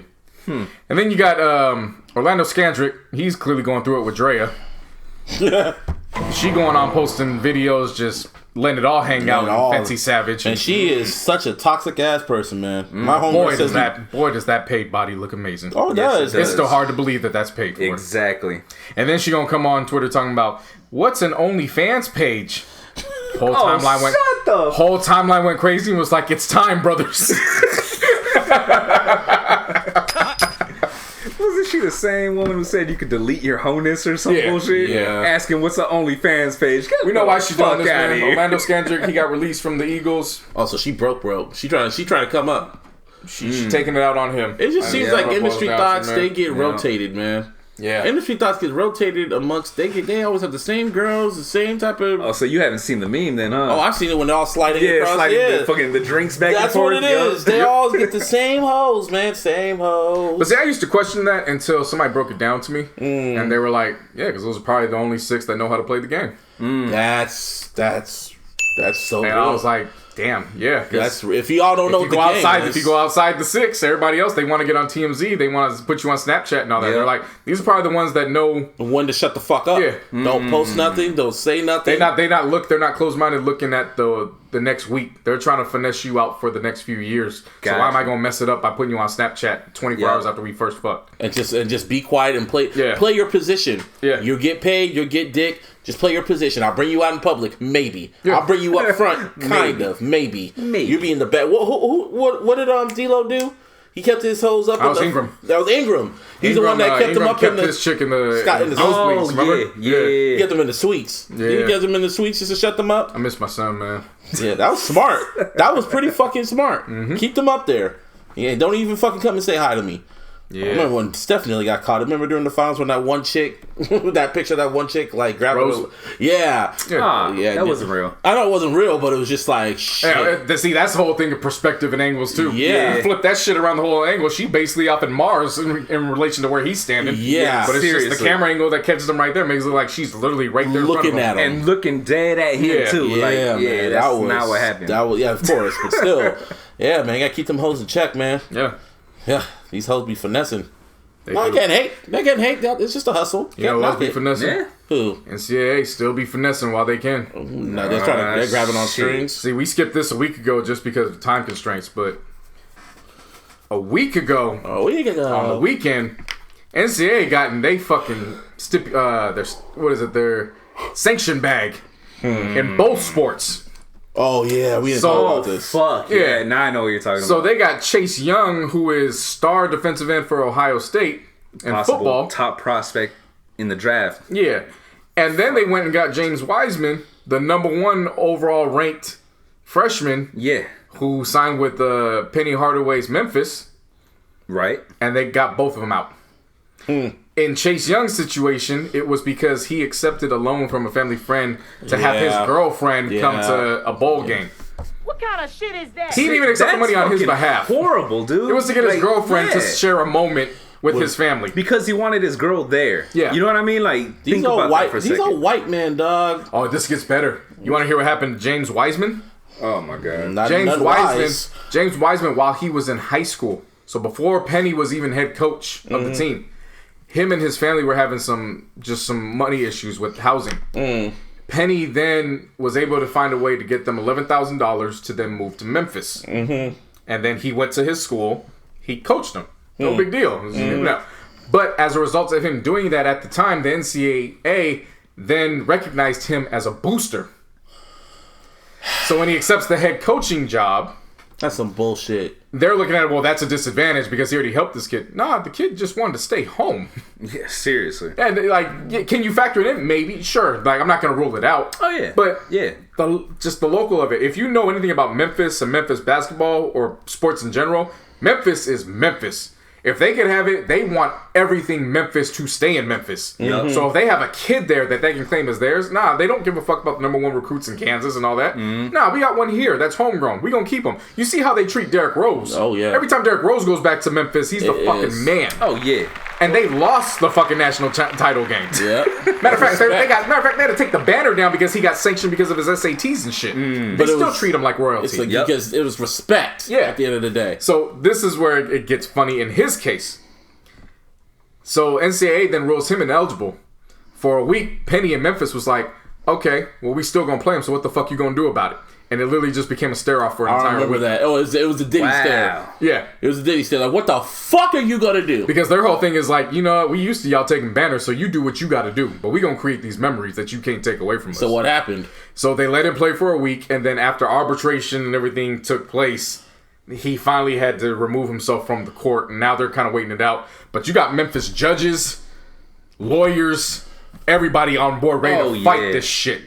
Oh, yeah, I'm sure. You want to take him away from me? Oh, no, they on that mode. They on that that's how they get down, bro. The team itself, the players themselves are like, look, we got to sacrifice banners when it comes down to it to get our mans on the court. That's just what we going to have to do, and you're going to have to take it from us. So, word to Anakin. You want to take him away from me? Yeah. But I mean, you like two reasons why they took it away from these guys. One, he wants to have his girlfriend there to watch a bowl game, which of course, you know, the NCAA doesn't factor in when they bring these kids in from whatever surroundings they're from. Yeah. And another one's literally in a situation where they're probably not going to have shelter. Yeah. So a man comes in and helps them. He just so happens to be recognized as one of those what-if NBA players. Yeah. And then becomes head coach of Memphis. I know we all basically goes back home. I know we're all mad at the NFL right now, but the NCAA can just... Oh, it's not just the NCAA. Who else? There's a report saying that it's Calipari that whistle blewed. Oh, Calipari. Fuck Kentucky's head coach. Oh, wow. Because in the good old boys club, had Wiseman gone to Kentucky, I wouldn't do it no problem. He accepted money from Penny. Oh, well, Penny's in Memphis. He ain't in Kentucky. What's the big deal? That's what they're looking at. It's because it's Memphis. Politics as usual. Yeah. Fuck. Fucking yeah. That is trash, dude. And then I see people coming down on Alabama. I love a good slacking of Alabama, but in this case, I actually got to, in some ways, defend Nick Saban from this regard. Tua got hurt before halftime. Oh, yeah, he fucked up his hip. Yeah, he got that Bo Jackson. Yeah. So he's done for the year. Not that bad. Well, he's done for the year, and they're saying his recovery isn't supposed to be for 6 months. Yeah. After he's supposed to be stable. So it's on board. It's the same Bo Jackson injury. Fuck. Yeah. So I said that Bo Jackson. A lot of people came down on Nick Saban. And so I'm like, well, wait a minute, why was he in the game? Because I'm thinking it's the end of the game that this happened. When did this happen? No, it's at the end of the first half. And I'm looking at it, I'm like, even with the score being 35-7, we all know how it goes. Yeah. The starters finish out the first half. That's LSU what happened. No, that's not just that. No. Even when you blow it out, you still don't take the starters out until halftime. You let the starters finish the half. That's how it is in college. Yeah. Yeah. Like, that's not unusual. They made it sound like this was like 30 seconds left in the game and they still wanted him to just do a 2-minute drill. Oh, you know. No, they were doing a 2-minute drill going into halftime. So from that perspective, I'm like, I got to defend you now. Yeah. Oh, you hate Alabama, huh? Nah. Look, Alabama's great and it's nice. I don't hate Alabama. It's more so who's in the stands in Alabama. Oh well, yeah. I mean, they're a red state, man. It's not just that. It's just some hardcore shit talking that they do. They have the right to. Nah, they be talking about Bear Bryant, and I'm like, fam, when were you alive for Bear fucking Bryant? Who's Bear Bryant? Before Nick Saban, he was regarded as the greatest college football coach ever. Oh, so he's on that Belichick shit. Yeah. Oh, they would put Belichick under his family tree. Ooh. Coaching tree, I should say. Like that's how big Bear Bryant is. Okay. Bear Bryant to football is what John Wooden is to basketball coaching in the NCAA. Okay. Yeah. Damn. So Alabama has that to claim. So they be talking that utmost shit to everybody. That's one of the shit. Yeah. Shit.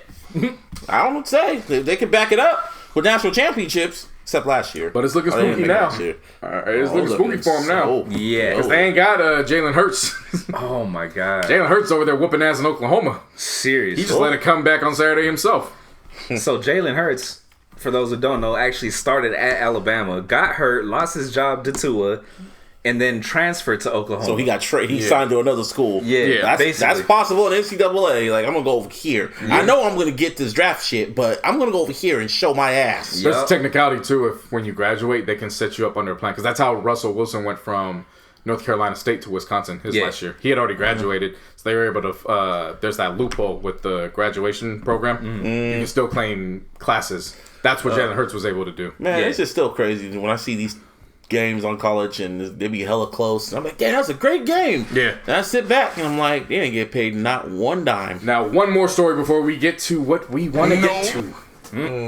ESPN has just announced that they are covering 15 of Bronny and Zaire's high school games. 15 of them things. That shit's fucking crazy. That's spooky. You want to talk about being on LeBron's nuts?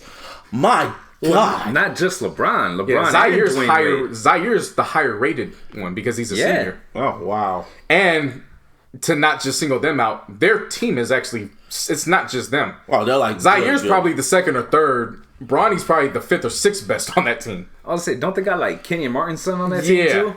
I think they got Scottie Pippen's son on there They're too. They're going to broadcast 15 of their games? Yeah, you're basically broadcasting. This is literally, these games are literally legacy games from all the former NBA players. All their sons are in. Some NXT games. Shit. Yeah. Oh, wow. You're going to see a lot of alley-oops in this motherfucker. Because they've been doing it already. In these AAU scrimmages and shit. This is wild. So this is what... When's the last time that's happened? When LeBron was in high school. Yeah, but even then they didn't play... It wasn't 15 games. Back then, it was a different world. That was new. Yeah. That was a new. MySpace was. This is right when MySpace was just starting LeBron to crack. was like second coming of God, and he still. I mean, he is now. He lived up to his prophecy. Yeah.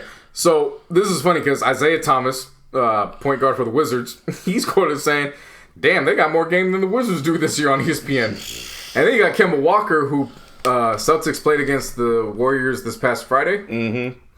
Kemba said that was the first game that I played in where Mark Jackson called the game. Shit. This man has gone 9 years, and that just goes to show you the Michael Jordan effect does not carry over as the owner of the team. No. The first game, Mark Jackson calls everybody's game. Seriously, dude. He travels with fucking, was it ABC, right? Yeah. Yep. ESPN. The very first game Kemba Walker had Mark Jackson call. Damn, and then coached the Warriors, you hate to see them, and then now he's commentating again. You hate to fucking see it, man. Well, one thing you might hate to see, but you love to enjoy. Fuckery. Now. And boy... And I've been waiting, baby. Oh, yeah. There's powerful niggardry What happened to your head, Mason? Yeah. What happened to your head? What happened to your head, Mason? I remember I missed this by it was literally the last minute of the game, and I'm like, oh, they about to lose. I turned on my Disney Plus. This shit's over. Then I go on Twitter. This nigga says this shit's over. I have spoken. I have spoken. Watch Smart Guy. I gotta go watch Smart Guy. I've spoken. Bro, wait, hold on. We gotta go back to that real quick. When he first said that shit, I was like, wait. Did he really fucking say? I pressed the 10 seconds back. Did you do that? Yeah. I was like, wait, did you say that? Yeah. And then he kept, after every sentence, he pauses. Like, yeah, man. So, yeah, you gotta do that. I have spoken. I started laughing my ass off every single time. He's only in this episode. Supposedly, he's only in that episode. But anyway. Well, that's 2 episodes, though, right? Mm-hmm. Yeah, so. Yeah, it's only 8 episodes. But anyway. Fast forward. All right, fast forward. I go on Twitter. I see something happen. I'm like, niggas fighting. Oh shit! Oh my god! Niggas fighting. And then it went from niggas fighting to, oh shit, niggas assaulting. Oh shit, this is battery. What's old boy's name? So you have Myles Garrett, defensive end for Cleveland Browns, and quarterback Mason Rudolph for the Pittsburgh Steelers. Long story short, because everybody's seen it by now, Mason Rudolph drops for a pass. He gets it out, but Myles Garrett thinks he still has the ball, so he takes him down to the ground. As he takes him down to the ground, Mason Rudolph feels the type of way about it, tries to rip his helmet off. And hitting his balls and all types of stuff. In the midst of it, he realizes he's not as strong as he thinks he is because he can't remove the helmet. So then Myles Garrett tramples over him and says, let me help you with your helmet, motherfucker. And then he starts ripping his off. As he's ripping his off, Mason Rudolph is now kicking for help. So as he's kicking, he kicks him in the crotch. Yeah. Police! Help! He kicks him in the crotch. As he's doing this, they somehow magically get to their feet. He then rips his helmet off. And then Mason Rudolph is still swinging. And he's screaming at him. Like he is saying it with the hard ER. And then he goes and reaches for Myles Garrett's crotch. And immediately when he does that, that's when Myles Garrett then grabs or takes the helmet already in hand and swings it and delivers one of the most vicious yet I can't believe it's not butter ass motherfucking hits I've ever seen in my life. That nigga went. Just went. And he looked like he was trying to put it back on his head. Like it almost looked like he did. For real, dude. Because it wasn't the middle. It wasn't the middle. Some of the middle was left. But he would have got that shit. He hit him so hard that Mason Rudolph immediately went from my dad's gonna sue you to touchdown. If you go back and watch the footage, he put his hands up. Both hands up and put touchdown. He did put his hands up.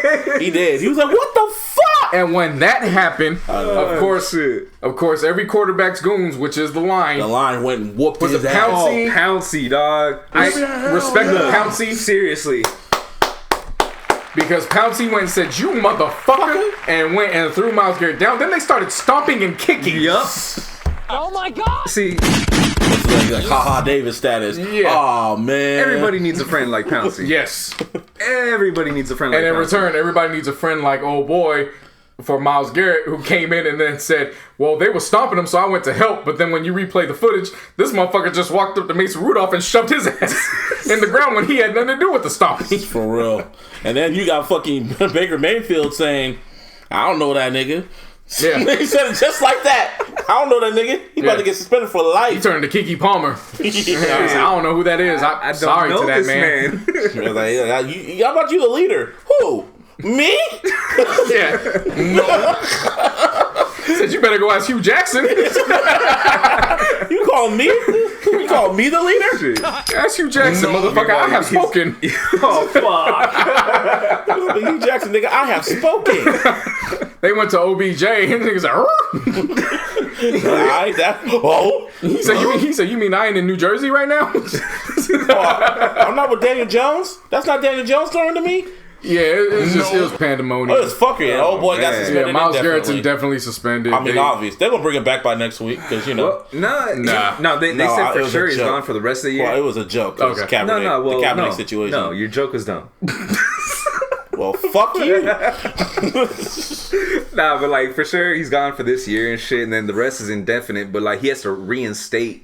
Yeah, he has to file for reinstatement. To get back into the league. Mason Rudolph, he was able to get away with no suspension. I remember looking at that, and when I say this, there's no way to excuse what Myles Garrett did. Mm-hmm. It's not excusing any of that.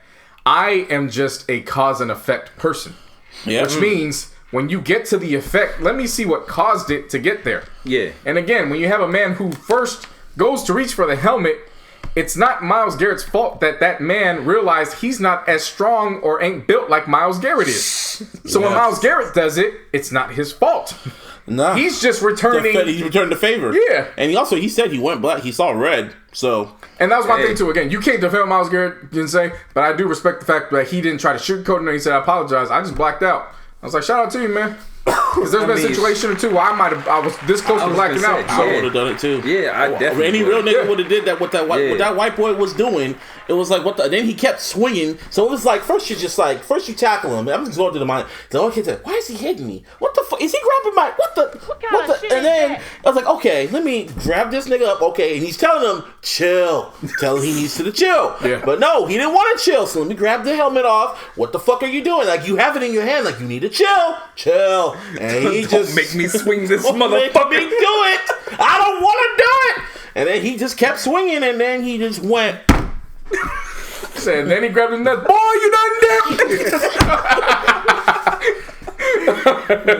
Man, but sounds like a sketch from Smart Guy. The fact that Myles Garrett is the one who's like suspended and shit doesn't surprise me, bro. I mean, they always get the fucking second. Of course. Can you imagine if that was Tom Brady? Can you imagine if that was Tom Brady? He would have been banned. Oh, the NFL would have been suspended until further notice. Yeah, the entire league, bro. This game wouldn't be on right now. It would have been a memorial. What'd I tell you, fam?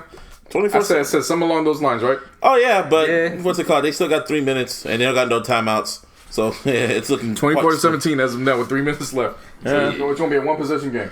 Yeah. Oh, well, yeah, but fucking Phillip Rivers threw like 3 interceptions. Yeah. Seriously. No, if this was Tom Brady, this would not be happening right now. Nope. Yeah. None of the games this weekend would have taken place. Yeah, it will be a memorial service. Kaepernick wouldn't have had his moment where we're questioning him. They would have shut all operations down. No, that would have been Peyton Manning. Tom Brady, they would have shut it down for the weekend. Peyton Manning, there'll be no more NFL.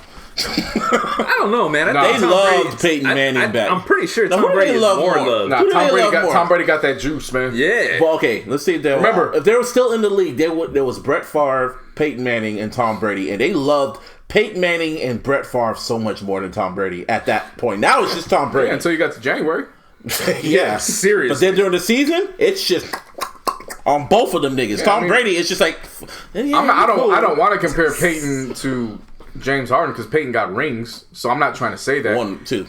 Yeah, 2. But there comes a point where it's okay. We don't care about the regular season no more, my G. Can you get it done in January? I was always rooting for Peyton Manning, though. I was always rooting for him, man. And then during them playoffs, would always run into the Brady Bunch. I would too. The Brady Bunch showed up, and the Patriots were there, so it was like shit. And they would whoop, and they would keep them contained. They won't run the score up. They would just keep their masses contained. They would whoop their ass just enough, and then turn around and then just be like, "You're going to watch it. You can't take anybody out this game. You have to still fight for your life." Yeah, that's what they did. Brett Favre, he was just Brett Favre was just a loose cannon, man. Oh my god, yes he was. I'm so glad they were on his nuts so much, and then you look at the fucking stat line, it's like 5 touchdowns, 4 interceptions. Fuck? He was like, he had stats on everything. Most touchdowns, most interceptions. It was like positive and negative equally. He was like a legit stat filler, bro. Like no joke. Same game, he would have the most completions and the most missed attempts. And he'll give no fucks either. He'll be running all the way down, all the way backwards. Yeah. And then he'll just chuck it in the air. Yep. Until the Saints got a hold of him. The Saints or the Vikings? Nah, the Saints. Remember, he was on the Vikings. Oh, yeah. The Saints threw out that bounty gate and said, you let that motherfucker go against the line of scrimmage, all hell's gonna break loose. And that's exactly what happened. Motherfuckers put 50,000 on that motherfucker's head. 50 on his head. Yeah, and then that shit he did with the Niners. Brett Favre. 50,000 on somebody's grandpa. Remember, he was somebody's grandpa at that time. Yeah. His grandchild was like a year old at that time. That time when he was on the fucking Vikings? Yeah. That was his last 50,000 on somebody's grandpa. That was his last hoorah. He dies. If he dies, he dies. Yeah, that was his last. He was like, what, damn near 40? Back, not us, right? He was, what, 40 years old at that point? Yeah, still playing? That was back when it was unheard of. Yeah, like, he didn't want to. All he knew was football. You look at Brady now, and it's like, yeah, okay. Like, you look at it was like when you play Madden, if you play a whole season, Brett Favre would literally retire the next season. Not in real life. Brady gonna play through the last Avatar. Fuck. He said he wants to play till 47. He said that. He said right until 47. Yeah. Man, that motherfucker's gonna play till 50. Watch. Yeah, we'll see. Shit. Wow. Yeah, he'll still look the same too. I know. That's the scary part. What irritated me though about people talking about this. About the Myles Garrett situation though, where they were like, I've never seen anything like this. Really? And then if you go to this preseason, Miami versus the Texans, there was a battle at the line. A defensive lineman took the Dolphins' helmet off and literally swung it on him during the play. Was it? And got 2 games. That was this year. No, that was this preseason. Really? Yes. That's preseason. Exactly. It was just this preseason, and he got 2 games for that going into the season, which then leads me to then say this. The only reason why Myles Garrett is out indefinitely is because this was the sole image that the NFL had representing him that Thursday night. If this took place yesterday, in the midst of all this shit, that's a 3 to 4 game suspension tops. Yeah. But because all eyes were on this game, which another reason, I wouldn't have had this happen if you just got rid of these fucking Thursday night games or somehow just twisted it around to let the teams coming off of a bye play those damn games. But this is the illogical sense, JC. Yeah. So instead of responding off of the action that they gave another player 2 games for, they responded off of the outpour and the outcry from the media. Yeah. Just as they've always done. Again, the NFL just can't find a way to get out their own way. Like, what did you say they should have did with the whole Kaepernick shit? Just have him just work out? Kaepernick, they should have contacted him, had a sit down, and said, we want you to keep this under wraps until afterwards, and then you can speak and say whatever you want to do. We're going to give you all the resources. 2013. Was that 2013? Yeah. Well, at least you got the facts right. We live, people. Well, that was what? Still 2 games? I think so. Yeah. Yeah.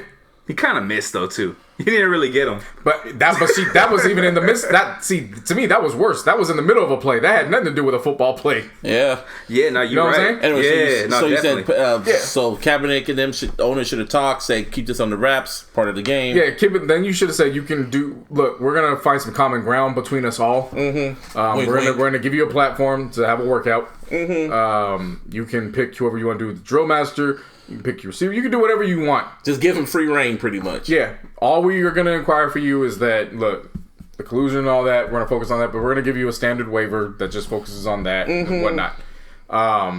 And it should have been an NDA until that trial workout was complete. And then they could have came out the next day. Yeah, and said, we don't want them, psych! But like, when... like that Tyler, the Creator, psych! Yeah.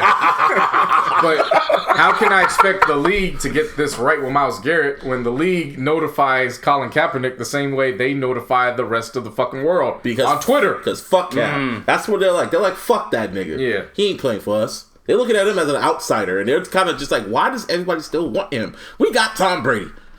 That's pretty much what they're saying. So we don't see how all that plays. We gonna see.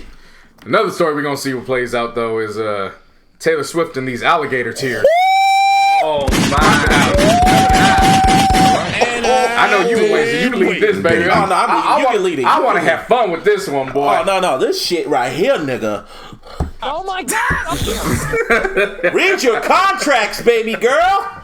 So I'm trying to remember what happened. Also, pretty much Taylor Swift is still feeling the type of way that, you know, Be the God's manager. Scooter Braun, baby! Oh my God! Okay, it's... Scooter Braun is a wild boy, but he's petty. I love this petty. I can't be mad at this man. This is even though it didn't happen, but it's just the fact that it was the petty side that he gaslighted her, and I'm against gaslighting. I'm really against that. But with this shit, she deserves every bit of this shit. Anyway, so she made a long ass, I don't know if it's an Instagram post or the Tumblr post. Notes. These are notes, bro. Oh, it was in the notes. These are notes. Man, we have Damn. Yep. First Drake, then Taylor Swift. Damn, Drake and Taylor Swift, biggest pop star artists out there, and they're going on their fucking notes to write messages to their fans. She says, guys. Don't read all that shit. Oh God, not in that voice, please. It's been announced sounds like Michael, that the American Music Awards. Yeah, sounds like a whiny white girl. With the Artist of the Decade award at this year's ceremony. I've been planning to perform a medley of my hits throughout the decade on the show. Scott Borchetta and Scooter Braun have now said that I'm not allowed to perform my own old songs on television because they claim that they won't be recording my music. That shit's fucking hilarious. She claims that pretty much Scooter Braun said, you ain't singing shit at the American Music Awards. Dick Clark ain't gonna save you. No, he said, you ain't singing my shit. You ain't singing my shit. Dick Clark ain't gonna save you. He dead. I'm Dick Clark now. Wow. You ain't singing this shit. I know you haven't seen Godfather of Harlem yet. You guys gotta get up on it this week. But there is a real life character, and his name is Big Dick Buster. Big Dick, I know. All I can think of when Scooter saying this is, you gotta go through Big Dick Scooter first, motherfucker.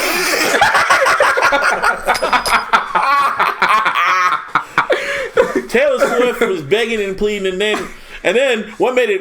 And then after that, fucking, TMZ had to do their due diligence. They asked Big Money Band. Big Money Band? What's it called? Big Machine Money? Big Machine Records. Big Machine. Damn, that sounds like Death Row. This is for the niggas down for day one. So you down with the machine or not? Big Machine. What's Big Machine Records? That's what they tell you at the fucking at the end of the negotiating contracts when you still hesitant. So you want to be down with the machine or not? Sounds like a Death Row. This is for the niggas down for day one. Welcome to Big Machine. Like we always do at this time.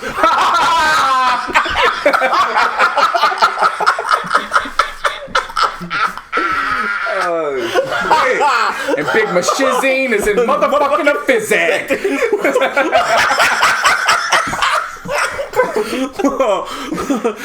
Taylor Swift, get off these motherfucking nuts. I don't love Scooter. I don't love Scooter.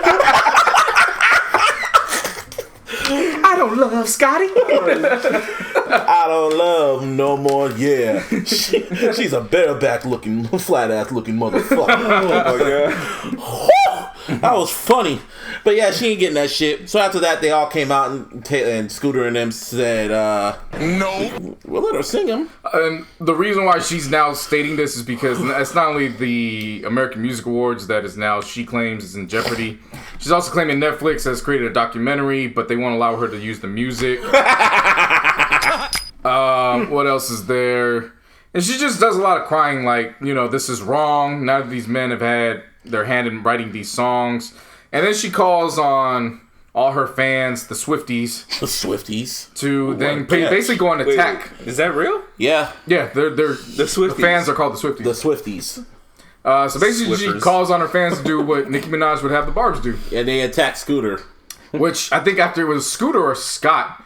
Both. Was just coming off of their friend dying. It was Scooter. And they were hitting this man up talking about, we hope you die. Yeah. Wow. No, Taylor Swift fans are crazy. We always talk about the Barbs and them, but we didn't talk about the pop star fans. Well, because they're full of white women, and white women are dangerous. No, it's not just true. White women. It's, very true. It's also gay black dudes, gay white dudes, gay... And I say that generically speaking. I know that you can't bunch everybody into a bunch. I'm not saying that. Bunch everybody into a bunch? Yeah, that's not what I'm saying. Oh, shit. But the big demographic of it, you know what I'm saying? Like, oh, yeah. Everybody always wants to blame black people for the voting process. And I'm like, nah, the voting process always goes where the white women goes. Yeah. It's very true. Anyway, they attacked him, and after that, Scooter was just like, he told TMZ, no, we never said that. I don't know what the fuck this bitch talking about. Yeah, she can perform all that shit. Yeah. And then today it was announced that, or I think today or on Sunday they announced, oh yeah, she's gonna play. Yeah, we can play it. Oh, did Phillip throw an interception? No, he threw it in. No, it was another tuck rule. That's a tuck rule. They fumbled it.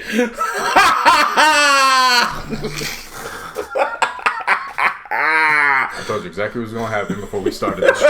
That shit is a fucking tuck rule. He fumbled. It's not a fumble. It's a pass. Took his helmet off. But it literally is in line. But it is a fumble. Yeah. You know what I mean? Like, womp womp womp. Anyway, yeah, they said she could perform it, and yeah, that's pretty much it. But Justin Bieber, he kept being petty. He posted the TMZ article on his Instagram, shit, and I'm like, oh, I live for Bieber's petty. I mean, all I saw from this was, your contract. Yeah, when it comes to black and brown artists, and they always go broke, there's no sympathy for them. There's no empathy. It's like, I should have read your contracts. Well, go get a job like the rest of us. Mm-hmm. But all of a sudden, because it's Taylor Swift, we're supposed to play by different rules, and we're supposed to feel bad. Oh, shit, they gave the ball back. No. Second. But when it comes to Taylor Swift, we're supposed to feel bad, and we got to play by a different set of rules. Nah. Hell no. I remember what you said about Kanye. Should have read. I don't even give a fuck about that too. Should have read your contract. I don't stand. I put hashtag. I don't stand with Taylor. I don't stand with her. I never did. So sorry, not sorry. Not at all. That's what you get. Damn. After she talked that shit, after Kim Kardashian exposed her, nothing's been the same. Damn, that was her added on. It happens to everybody. Some quick notes real quick. Kodak Black So he got 46 months for weapons possession. And then immediately after that, a report came out saying that he's got 2 new gun charges, which each carry 30 years apiece. Oh, he in jail. That he could be joining crazy. And I'm like, fam. Yeah, well, shit. How? Bell. Karma. That's what it is. That is karma, baby. Yeah. Oh well. You don't speak ill of the dead. There was a report initially about Davies' survival numbers. Initially, the reports was that this album was flopping and was going to flop first week. It was only supposed to sell 3,000 records in the first week, which would have been good for number 164 on the Billboard 200. But right before we hit record, we found out the real. And the real was that he actually charted number 11. And he had 24,000 equivalent all sales. Good for him. Good for Davies. Yeah. Good for Davies. Good for him. Not bad when you claim that's the first official album. Yeah, and that didn't have a lot of promo. And it was good. And you could tell the development was there. You really need promo now? Yeah. Well, if you're going to be signed to a machine. That is 4 interceptions from Phillip Rivers. And I told you that was going to happen. How much time is left? 18 seconds? It's a wrap. Hate to always see on the last drive. Hate to see it. Phillip, wow, they Romo going Romo? Rivers going to Rivers? Yep. Yeah, so can't say, again, not really much to say. Just when you develop, you're going to develop. But as far as when you're signed to a major label like that, the job is you're supposed to be marketing. That's your job. Yeah. Well, this is the same company that promoted Nasir, quote unquote. Of course. Well, just blame Def Jam. Like you always do with Stein. That's who we signed to. I mean, yeah. Who else do you look to? Tyler, the Creator, is on the cover of GQ. Oh, yeah. That's one of the men of the year. Such a long way, man. Congratulations to that man. Fucking GQ. And if you look under the G in the picture, it also reads The Life and Death of Nipsey Hussle. Holy shit. Did not notice that till right now. Yep. Damn. I might actually go get this issue. Well, when I say go get this issue, I might just download it. Yeah, that's the new thing, man. I miss going to fucking Barnes & Noble. Al Pacino, Robert De Niro, Jennifer Lopez. The Lil Nas X included in here. Lil Nas X, he became the first openly gay man to win, was it AMA or one of the Country Music Awards? Country Music Awards, yeah. Holy shit. One of the awards, I guess, Impact Award or some shit like that. None of us would have known about this if they just let him in. Yep, they would have just let him in. Now, I've been on record of saying, look, if they want to be their gatekeepers, that's fine. We as hip-hop need to have better gatekeepers as well. Right. But in just seeing how all this is played out and how country artists having embraced him, and brought him in, at that point, it's like, look, man, you could be a country gatekeeper, but when your legends are starting to do this, your legends just start superseding who you have as gatekeepers. Oh, yeah. Tyler Creator had a great year, man. He had a great year. He had this festival. What was that clip he said when he was like, sing this fucking song? Yeah. That was hilarious. Yeah. Oh, shit. Let's see. There's some anniversaries for music. Not yet. Summer Walker. I got nothing to say about that. Martina, you familiar with what Summer Walker's been doing lately? No. All I know is the LA bougie, you guys shouldn't be that bougie shit, whatever. That was when she was riding through LA. Oh, she's been doing a lot more since then. What do you mean? She's been riding through LA and shit? No, she was riding through LA, saw a bunch of bums, and it looked dirty and shit. She goes, "This place is too dirty for you guys to be so bougie." Seriously. Yeah, she's been doing a lot more since then. So, she's been having her meet and greets on her tour. Well, first, we didn't even get into her... What the situation is. Her what? We never talked about her bowl baths. Her bowl baths? Bird baths. Well, she's... Which they do say, you on the road, you can only shower a certain periods. I get it. That's fine. You just shouldn't say, I hate showers. Maybe you should just say, I hate road showers. So we know the difference. Right. So yeah, she got to talk about with that. Then she's been doing her string of meet and greets. Apparently, fan outcry has been saying that she doesn't look them in the eye, she doesn't let them hug them, she doesn't do none of that shit, and then she goes on Instagram and she just pretty much says, like, it's about my spirit, I don't want to transfer energies, you don't deserve a hug, blah, blah, blah. Like, you don't deserve me. Yeah. And all this threatened to retire. Then they started talking about the actual shows. She'd be on her phone. She's on her phone during the show. Oh, hell. Well, Kanye be on his fucking phone reading his lyrics. Kanye don't count. Yeah, because he has a history. He's a career, so yeah, he can afford to do that. Kanye can throw shit in the crowd and everybody's gonna Exactly. They won't give a fuck. He literally would. And people will find excuses to say this is the greatest. Yes, no. They will pick that shit up, put it in a Ziploc bag, and sell that shit on eBay. Yeah. Yeezy shit. Yeah, some of them will just mush it and rub it all over their face. Probably. Oh my God, Kanye shit. So this is yes. Fucking nut while they do it too. Yeah. Exactly. Yeah, someone on my timeline even said, "Oh my God, my life is complete. Kanye saw my tattoo and he took a picture of it." Anyway, so like you say, Summer Walker. So that's cool. Summer Walker. Yeah, so she says that. She does that. And then she, like Busby said, she goes on her social media and is like, I don't want to do music anymore, all this, that. Which, me taking myself out of the picture, looking at it from her perspective, I'm like... She got that Lauryn Hill shit. Okay, I can understand. And I never want to be one of those types of people where I'm like, yeah, well, you got money, so who cares? No, I'm not one of those people at all. Money don't fix that shit. Right. Mm-hmm. If you come into it with issues, you're going to have even bigger issues as a result of it. So I'm not that. But what I will say is that you should probably have a better PR team and make it very clear on what your fans should be expecting with a meet and greet. Because when you think of meet and greet with all these artists, even when it's rappers who are like the toughest of tough, still expect rapper to dap you up, you know what I'm saying? Stand pose with you, take a picture, all that. Right. The R&B singer, kind of expect, especially with it being a woman, kind of expect it to be a little bit more opening. And I get that might be a little bit too invasive with certain people, but you need to make that clear. Yeah. Because if your music is, even when you say I just make music for myself and the people vibe with it, cool, but this is my therapy. Well, like what 50 Cent says, keep that shit in your fucking Walkman. Nah, I won't even say that. Because it is true. I will say that you have to also expect that people are also going to vibe with that, and they're also going to attach that to their lives as well. Yep. And they just want to show appreciation. Now, you have the fans that just want to show appreciation, and you got fans that are entitled. So, again, I see it from all aspects. This is just where the PR has to come into play. And in many cases, this is where really need A&Rs again. The lack of A&Rs and artist development departments. Yeah. Because they're literally pulling people from SoundCloud, and it's like just off a song that pops. Oh, great, we're gonna put out a whole project. Now we're gonna take you on tour, and all this shit happens in a span of 3 to 4 months. Yeah. So the artist has no idea what they're being thrown into, and by the time they're thrown into it, well, now they're number 3 on Billboard, and they got a whole swarm of fans that are ready to go. It's just going.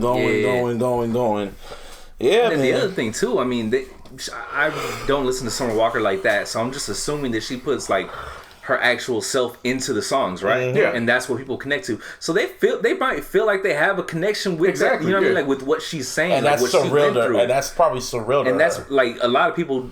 I mean, me personally, like if I see someone like a celebrity like that, I would give them a hug, like give her a hug. You know what I mean? Right. Because like, I went through the same type shit. You know, thank you for being there type. You know what I mean? Mm-hmm. But like, I don't know, man. She tripping. She just tripping. Man, she's not that Lauryn Hill effect, man. She's not fun no more. After 1 album or 2 albums, whatever project, she dropped like 2 projects. But like you said, I could. That should be in the fucking like agreement with the meet and greet. The PR gotta take responsibility for that. Yeah, for sure. Make that shit known. And she even canceled her tour. But isn't she with Mike Will made it? Nah, with London on the Track. London on the Track. Yeah, London on the Track. Yeah, she's with that nigga. And they keep breaking up, getting back together, or whatever. Speaking of breaking up and getting back fucking together, Big Sean and Janae Aiko. This is great toxicity. Are they fucking or are they fucking? Fam, they're just attached. They're just soulmates. Shit. Like on some twin flame shit. Like they're just spiritually attached. They're just attached at the crotch. Like, first off, Big Sean just said that he made this girl come 9 times. That's light work. I mean, shit. A little something slight. You know? Shit. I did that. You know what I mean? Like, this is what we do around here. We're good. Yeah, we good. You know, somebody just did something light. You know, I made it come 9 times. Ain't nothing. I was bored that day. I was bored. I had nothing to do.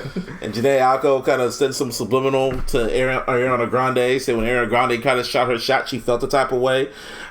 Man, they just need to get back together. And I think they're setting up 2022 2 or whatever. 2888. 2022. The fuck? 2088. 2022. 2 and 2.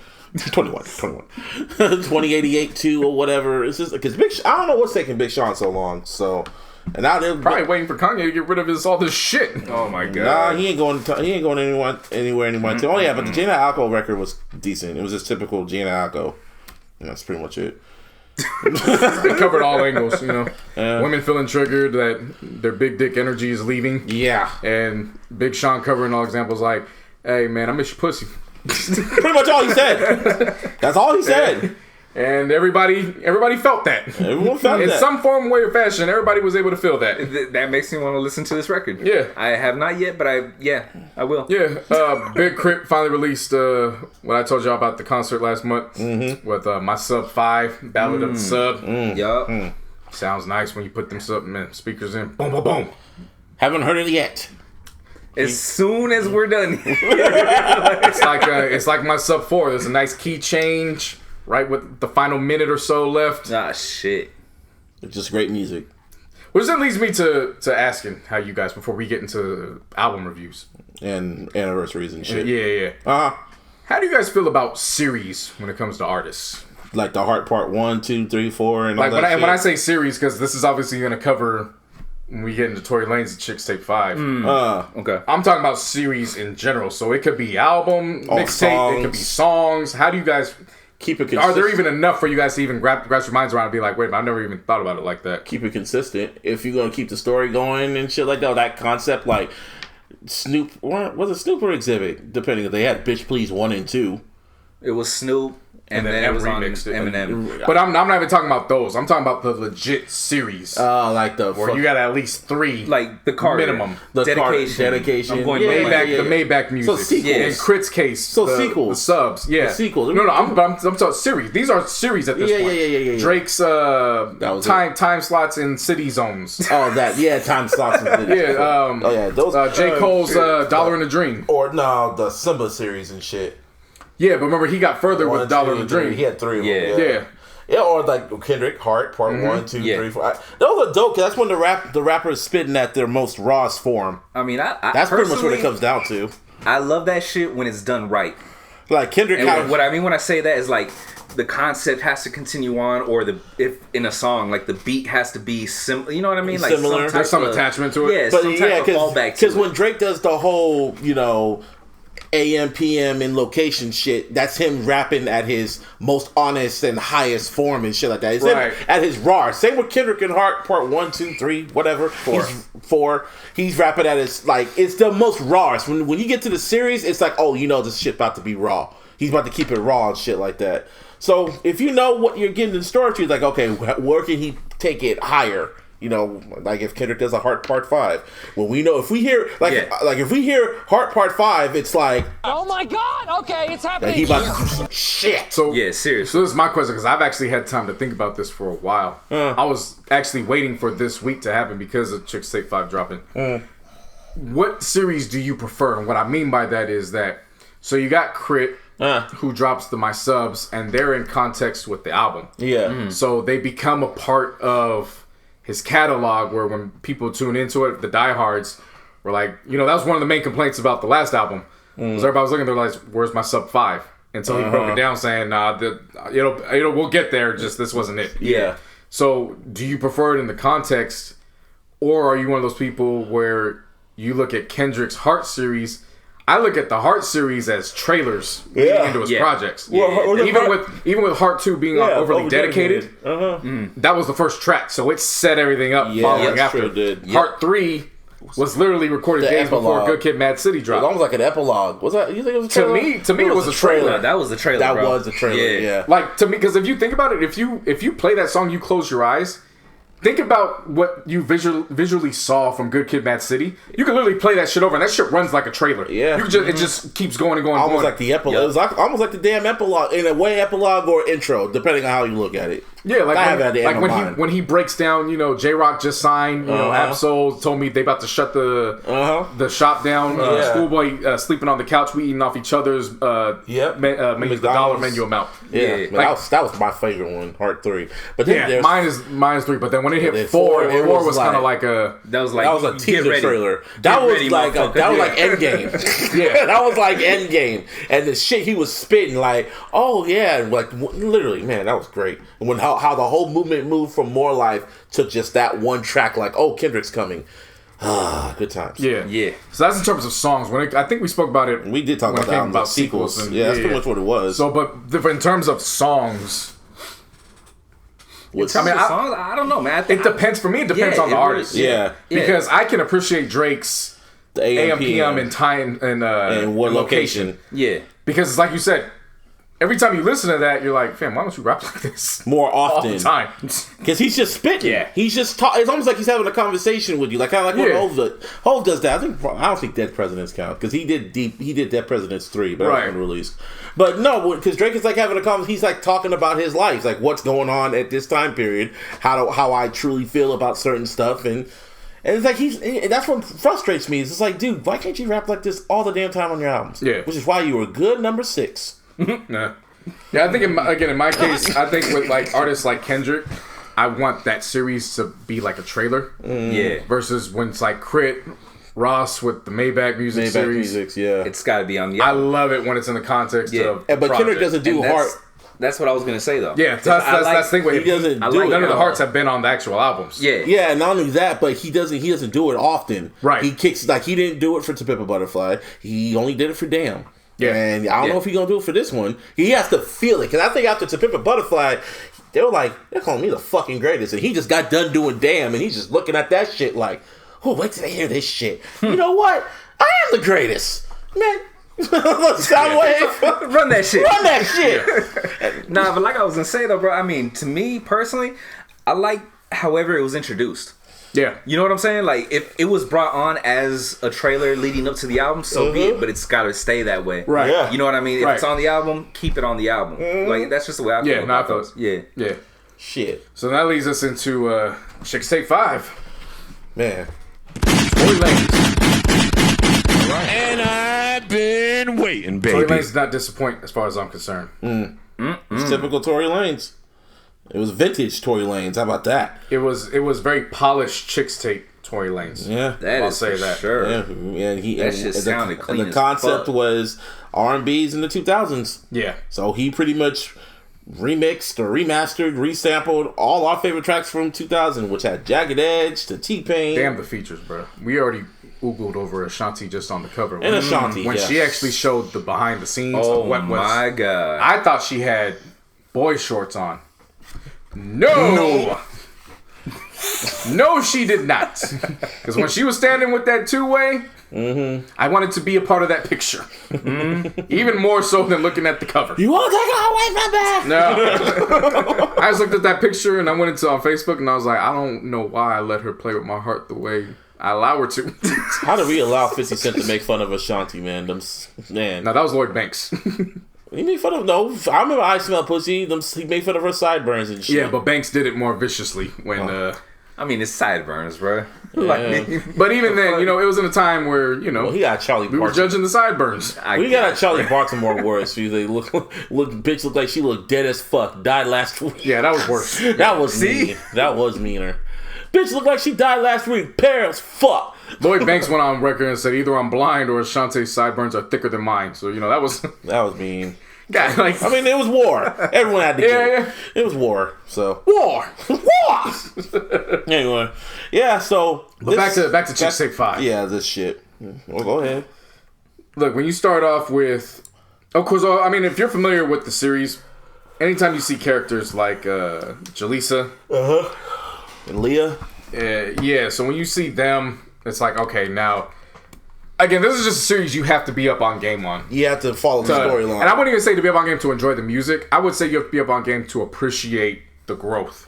Yeah. Because even though I still don't feel that... I still believe Chixtape 2 for me is the best. Oh, it is.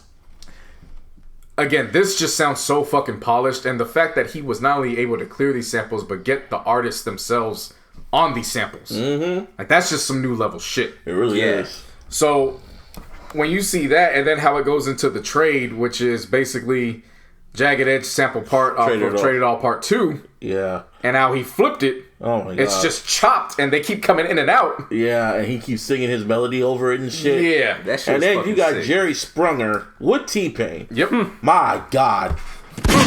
Yes. And that was the single, man. Yeah. Y'all should have known that shit was gonna That hit. shit You know what I mean? hitting. Like, Yo, Tory, just you know how T-Pain had to cancel the shows? Just take T-Pain and just take him on tour with you. And then you got Beauty and the Biz featuring Snoop and then blowing minds. So you basically get 10 minutes of the Neptunes and Snoop. Yeah. Because you get Beautiful and then Let's Get Blown. Let's Get Blown. Can you get my and that shit was fucking smooth. Yeah. Let's Get Blown. I was like, wow. And then, oh my god, after that you go into Chris Brown to Take Me Down. It's called Just to Take It. Chris Brown was singing like... And let me say this. I wasn't saying this to you guys to be like, I was saying it sarcastically, and then y'all motherfuckers hit me back with, oh yeah, well, water's wet. And I'm like, I was joking with y'all too. Oh, it was a joke. It was sarcasm. Okay. Yeah, all that shit was sarcasm. You didn't know read my sarcasm? I was joking. But we were all sarcastic. Come on, we are all sarcastic as fuck. I hit the message, and I'm like, and in case anybody's wondering, Chris Brown is still the cheat code. And water's wet. Fucking the sky is blue. Like, we know. I'm not surprised. But to Take You Down. And then redo that shit. Redo it, and it sounds just as fresh. I'm not going to say as good, but just as fresh and crisp it's like as part 2. As if that single just came out a few months ago. It's like part 2 of that shit, man. Yeah. It really is. Yeah. And then you go to when I saw the Fargo splash, I already knew what it was. I thought it was gonna be the original version, of Splash Waterfalls. But when he did the Raphael Sadiq version, I'm like, oh, this is where you're going. And Ludacris showed how Well, I mean, fucking which one's more R&B, man? Right. I know. I like that version. But then when this motherfucker tapped in and got Tyrius Nash, also known as The Dream, and got not one, but 2 of them love-hate joints. And I Love Your Girl and Falsetto. Yeah. Fuck that. And how the way he sang "fuck that nigga" was just like, and how they were able to spin it. I did not want that song to end. Yeah. Ever. And then it goes until I heard "Yes Sir." Yeah. And "Yes Sir" for me was God. the standout track. Did we forget? Yep. Was that the Same one here. with the Pretty Ricky? Pretty Ricky. My yeah. Body. Yeah. Or Your Body. Your Body. Whatever. Your Body, My Body. Somebody take my money. Was it really? Was it the sample? Or was it really Pretty Ricky? They sounded so just fresh. Well, they're not featured there, so I can only assume it was the sample. It's just a Because they sample. just said featuring Pretty. But I would not be Ricky. surprised if there was background vocals from him. Yeah, and then I felt this really picked up around when they got to track 11, when they got Best of You and Busted featuring Maya in them. That's when it was just like, okay, this is really fucking good. See, I liked the record. I just didn't like where it was placed. Really? Yeah. I felt like Busted could have been attached. Busted could have led into The Cry. So that those two could have been lined up together. Because, of course, Busted has to lead into The Cry. Yeah. Just because of the skit. Because of the skit, Right. yeah. I felt like Best of You could have actually taken places just a little bit early. Yeah. Like, it could have, in my world, it could have been him talking about Jaleesa being scorned. And then, finally, you know what I'm saying? Like a little throwback. I get it. And then coming back to present day. And then you got The Cry with Mario, and that shit was fire too. That's when it was really starting to hit. No, To Mario might get a budget for an album just off of that feature. Mario's underrated as fuck, man. I heard that. I'm like, oh, Mario still got this. That dude could sing, man. And then, Mr. Falsetto himself, Trey Songz, comes in this shit. Sample Can't Help But Wait. Yeah, Still Waiting. And then A Fool's Tale, running back. Who was on that? Ashanti, right? Mm-hmm. That was fire. Running. And then Thoughts with Lloyd. How Lloyd managed to just flow in with Tory Lanez when they were both singing. I don't know about you, but I thought it was still Tory. Yep. That was so Same here. seamless. Yeah. Like, wow. It was like he hit the exact same notes, the fucking same tone, everything. It was insane. Scary. Yeah. And then you got If You Gotta featuring FABO, and it was vintage fabulous. Except when he had that one line. What line? Let me find. I was like, wait, what line are you talking about? When he had that one Fabulous line. kind of sounds, even though he's 40-some years old, he still be talking like he's 20-ish. It'd be kind of stinge-worthy. Other than that, keep talking. Because I gotta go to. And then after that, I felt, and then it was Slim. Oh yeah, that was room 112. Oh my god, his voice does not change at all. It hasn't changed since the fucking 90s, dog. Nope. Yeah. Like seriously, that shit I don't know what insane. Tory found that nigga, but he found that nigga. And you know, it ends on the last love letter, and it was pretty much like almost like a teaser trailer or a teaser poster saying Chixtape 5 or Chixtape 6 will come. But you know, if you read the description on Apple Music, Tory Lanez just said, "Nah, it's gonna come. Give me 2 years. Leave me the fuck alone." Other than that, I feel the best. The music was good, but I feel the best parts of this album came on the second half. To me, that's when it really picked up. Like I was like, this shit is just amazing. And of course, you got, you know, Jerry Sprunger and The Trade and Blowing My Mind and shit. But that's the thing, man. To me, being that this is the first Chixtape that I've actually listened to completely top to bottom, but makes you want to go back to the other ones. It does make me want to go back to the other ones, but I'm saying just as a whole, this project was solid top to bottom, like completely fucking solid. I'm gonna do this for you, and I'm not gonna play the whole song. I'm just because Martine has never heard this. Now that I'm thinking about it, I just want you to hear what he did on Chixtape 2 with this one to let you know what he did throughout the entire tape. Oh shit.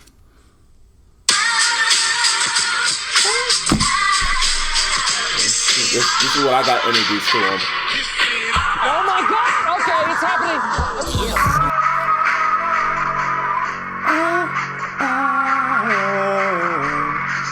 That's how I got introduced to him. Yeah. That's what fucking Bryson Tiller did that shit before Bryson Tiller even showed up. But you know what I mean though, just the overall sound and shit. Yeah. Like, that sounds like I'm not even gonna play the verses. If I play the verse, you're gonna be like, fuck. Yeah. Okay, I'm going back. Yeah. Yeah. But so to go back to 5, Fab said she got an ass like a bar, could sit a drink on that. And I was like, okay, Fab. All right, Fab. That was great. That was subpar. You get one. I still subpar bar. I'm gonna. It wasn't it, but you're Fab, and you're dropping Summer Cookout 3 next week. So all right. I mean, Tory Lanez, Summer Shootout. Yeah, Summer Shootout. Black Friday. Yeah, but Tory Lanez, man, he's low-key hit and miss when it comes to albums, but he is consistent when it comes to certain tracks and certain series like this. Yeah, when it comes to Chixtape and New Toronto, he's consistent. Oh, yeah. New Toronto, yeah, man. So honestly, I would like him to do a New Toronto 3 as the next album. Drake and Tory Lanez used to do a fucking album together. I forgot who he did an interview with on the press run, but it just came out where he was saying he regrets beefing with Drake, beef with them because they could have. They likely could still do it. They could still do it. No, what I'm saying is that you know. That would be like back Watch then, the Throne. both of them being like on the come up type. You gotta remember that shit. Yeah. And you gotta remember Chixtape 2 when this motherfucker's dropping 0 to 100. That time frame. That's what I'm talking about. You know what I'm saying? But now they're names. They can still do it. Now that could work. It could still work. But what we're trying to say is they're names now. Yeah. Them, they were kind of still. Drake was still the name, but he was still fighting for the come up. Yeah. To be that undisputed in people's eyes. Right. Tory Lanez was still fighting just to have a name himself. So. Right. That would be some Watch the Throne shit with Drake and Tory Lanez. That could work. Watch the 6. Watch the 6. They have to come together. They gotta tuck their. Oh man, it won't work. Egos. Drake's ego. Yeah, I mean Jay wouldn't take the backseat for. I mean Jay was willing to take an ego backseat for Kanye and let Kanye steal the ship while he went fucking Beyonce. All he had to do was show up and rap. Yeah, that's all he. They said that's all he really did. He just showed up and rap, and he just kicked back and let Kanye do the show. Yeah, that's what he needs Tory Lanez to do. He just needs to show up and let Tory Lanez do it. We don't need What a Time to Be Alive 2. Give us Drake and we don't even need Drake and Cole. We need Drake and Tory Lanez. Shit. Who the fuck thought that? 6 and Chicks. Maybe giving out ideas, but Just call the project 6 and Chicks. Chicks and the 6. Yeah. Chicks and the 6. Yeah. Any other? Oh yeah, there was some. Was it? Jacquees. I finally was. Oh yes, I listened to that nigga. Yeah, I was finally able to get to. Oh yes, that shit was fire. Yes, that whole shit was fire to the fucking. I gotta give it to him, man. He come out here talking reckless with the king of R&B talking. Hey man, he got that outside of Chris Brown. You know. That came when R. Kelly went to jail. That throne became vacant. When R. Kelly went to jail for that throne became vacant. But no, it's been Chris Brown's. Yeah, I was gonna say. I'm talking. He's been breezy, bro. Yeah. Jacquees is talking about going into the next decade. Yeah, next decade. So the next decade moving, that's what he's trying to claim. The next generation. Yeah. I gotta give it to him. And this is, remember, I liked the album he dropped last year. Yeah. It was just as a collective, it was just too low for us to put on the list. And I was like, no. This was pure R and fucking. Oh my God! What I only dislike about it was hearing fucking Birdman out throughout. Rich gang! Ooh! I was like, alright, nigga, I get the fucking point.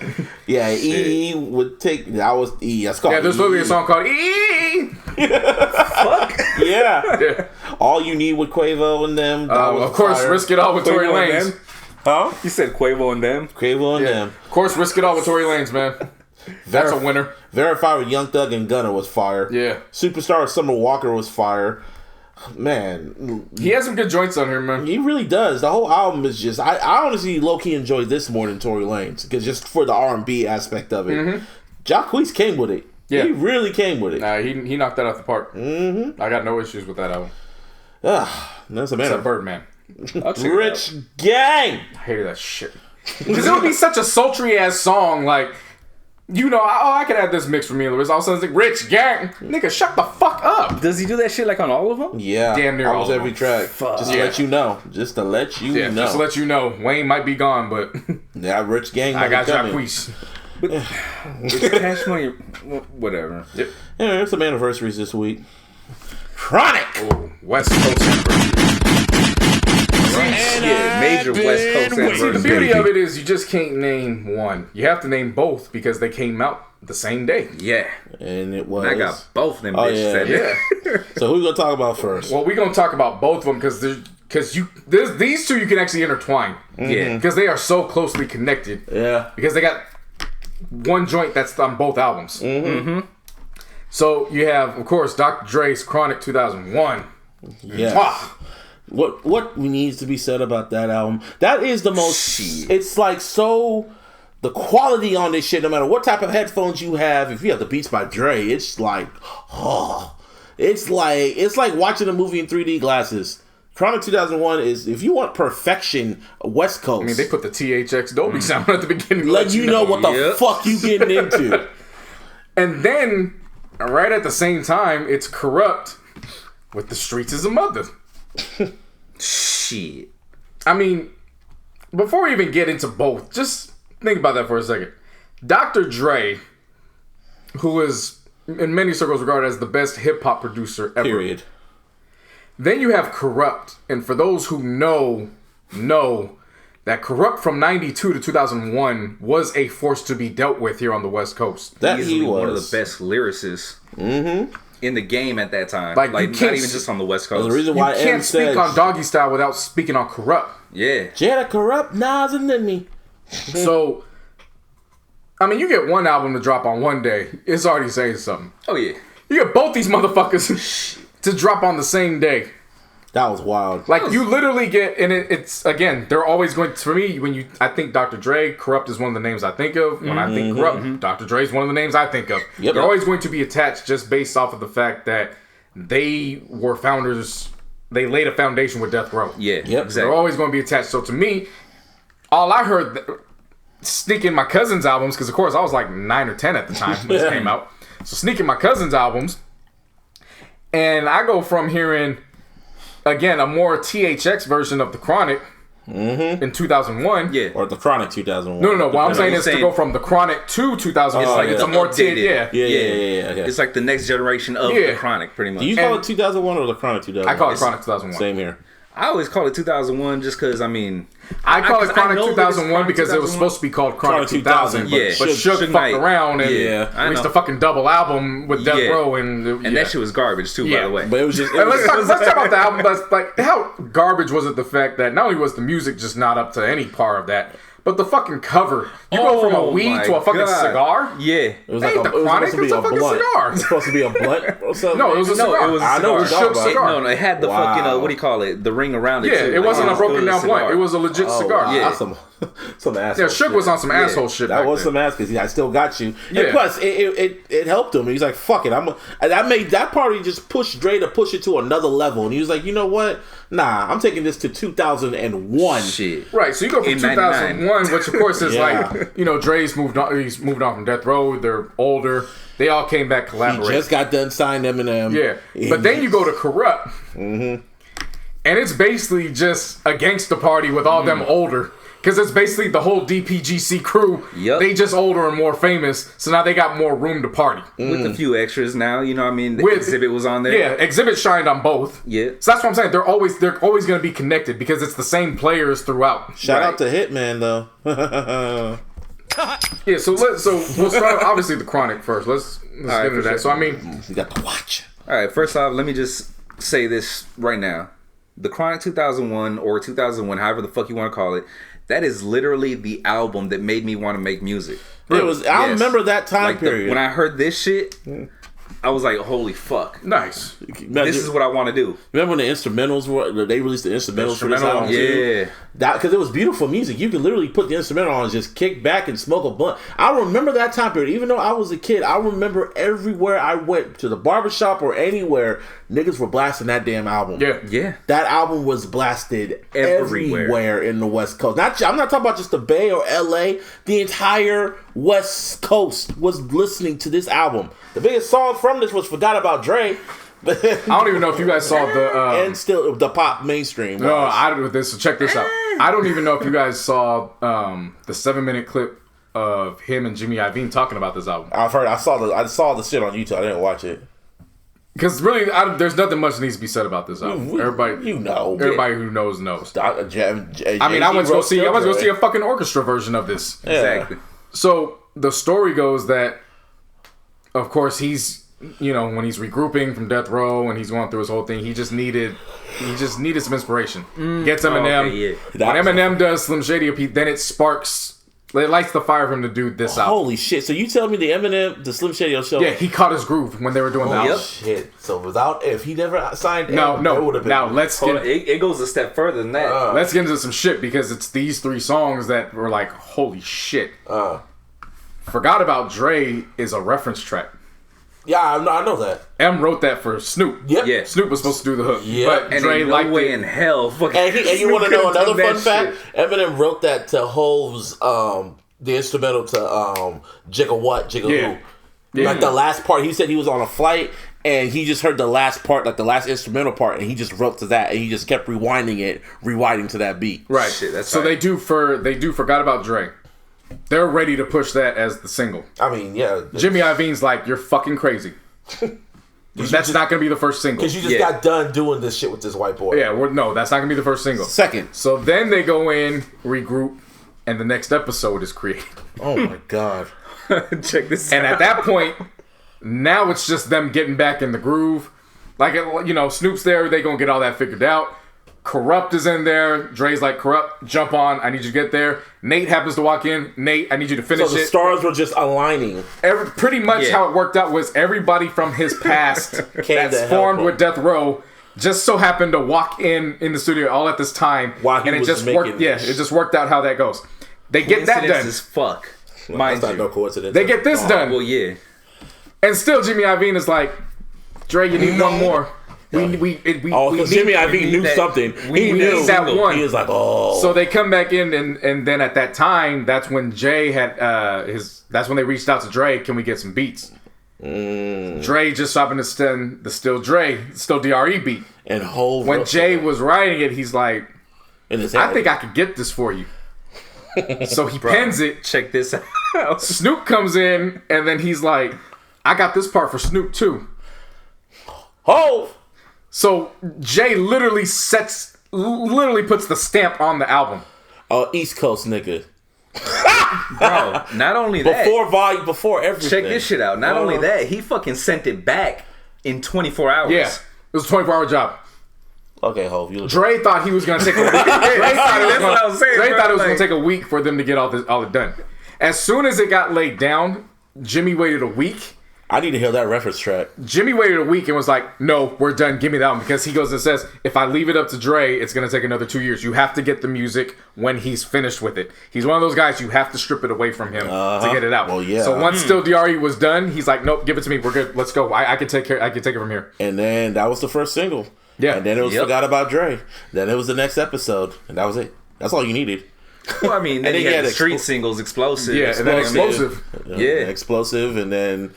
What's the difference? What's the difference? Yeah, that's a street single. Watch bitch niggas. Watch bitch niggas. And then, of course, Roasted 5'9" ghosted The Message. The Message, yeah. So Chronic 2001. And you telling me Eminem even Let's Get High was played on the radio. Yeah. Like, I remember what's his name? Bishop Lamont said that Pac was not Pac. Bishop Lamont, when he signed the Aftermath, he said Dre was not happy about Chronic. He hates hearing that album. Only song he liked from Chronic 2001 was Lightspeed, which is so weird. I'm like, Lightspeed? That's the only song he listens to. It's Perfectionist. That's why they had to snatch that. They had to snatch that. They had to snatch that hard drive. They had to snatch that shit away because it would have been detox status. Side note, speaking of detox status, this nigga fucking Dre decides to take a picture with Kanye in the studio, and then they both tweeted out, Jesus is King 2, coming soon. No. That's going to be sitting right next to Detox. Yep. So you got one person that's promising Detox, another one who has a hard time, coming through on promises from albums, and they say, we're going to drop an album together? No. Yep. And it really made news cycles. Like, y'all really making this a news? Like, you really think this is coming? Yeah. Why are we even talking about it? Anyway, so yeah. I don't know why you did. So now this is how this connects. So once they get in with this, Kurupt is catching his groove in these sessions. So when they're finishing these sessions, Kurupt is now in his album mode. So now we get to The Streetz is a Mother, which to me is a classic. Oh yeah, it's a certified. It's not even just a West Coast. It's a classic album. It's a classic album. Period. No doubt about it. From the time this shit jumps off with I Call Shots, which is Snoop talking shit before anything even happens, and then all of a sudden it's just this dun-dun-dun, dun-dun-dun-dun, and then you hear Daz. Ooh, ooh. From that point on, if you are familiar with anything DPGC related, you know it's about to be a fucking party. Yeah, seriously. And then his little brother comes on the fucking scene for the first time in Roscoe. Yep. I'm a chart smasher, young gangster rapper, spectacular chrome 38 packer, money stasher, t-shirt cackalack. Like, goddamn, nigga. Nigga was like 15 or 16 at the time. Janet Kurupt. And then you get to Loose Cannons, and then that's when Exhibit comes in talking shit. As it's basically, they call it Loose Cannons, but the song's basically called Daz and Kurupt. Because it's just them going back and forth. Yeah. And then from that point on, it's pretty much Daz just pretty much chilling for the next 4 songs. Because then you get to Who Ride With Us, another classic record. Classic. Represent That GC, which is the whole fucking gang on the track. LaToya Williams comes on with Welcome Home.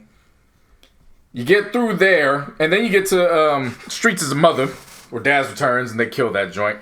And then it just goes all the way to Girls All Pause. Now, we'll now name the song that connects Chronic and this album together. No, let's not skip this song for a moment. Okay. Girls All Pause.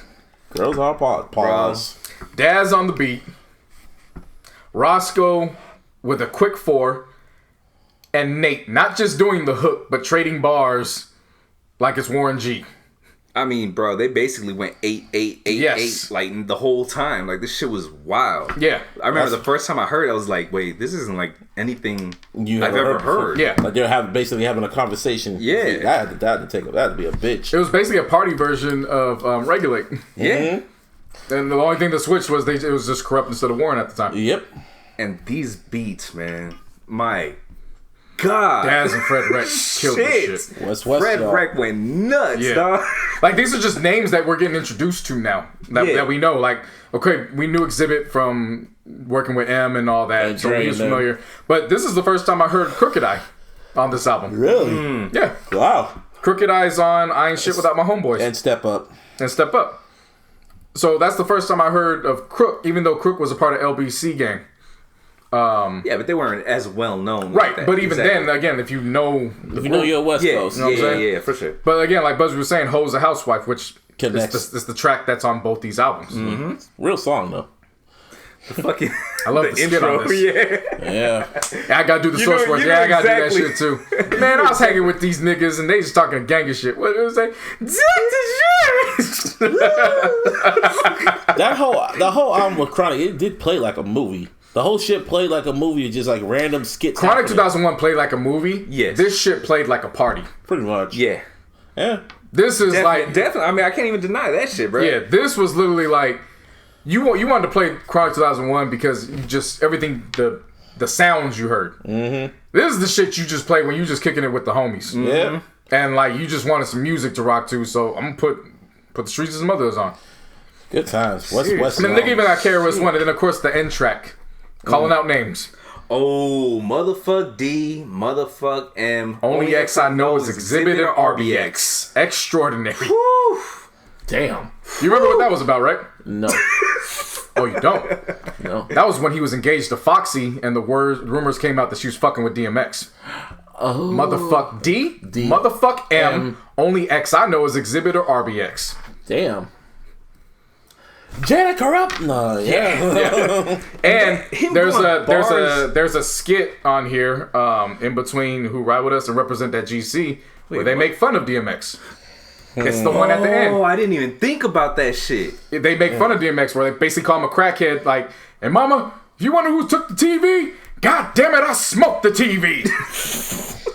Damn. And bro, he's going bars with KRS-One, dog. So that's who Up in Here is about. It's probably about Kurupt. You're whack, you're twisted, your girl's a hoe. Yeah. You broke, your kid ain't yours. Oh, yeah. Everybody know. Okay. Side note, yeah. But dude, he's going bars with KRS. Mm-hmm.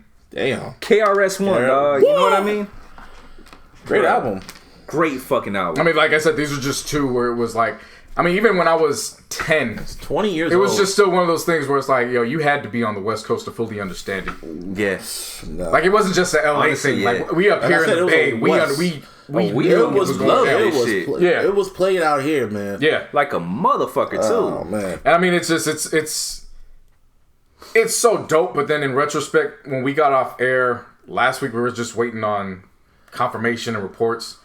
But then to hear Badass be a part of this, and then Badass dies the same week that both these drop. Yeah. Damn. That's wild. You know what I'm saying? Like, I didn't even know he was in jail at the time. Me neither. So they're saying he dies in jail at the age of 43, and I'm like, wait, national what? age too. It was what's it called? Just bad health, I guess. That's that shit. Wow. Yeah, that's crazy. The only one that wasn't part of the Outlaws that was on Don Killuminati. Yeah, only one. Not Snoop, not rappers, I should say. So I meant only artists, but well-known people. No, because I mean, Casey and JoJo and all them were on them. So as far as rappers. Oh, yeah. I keep forgetting Toss It Up was on that shit. Yeah. Even though he didn't want that song.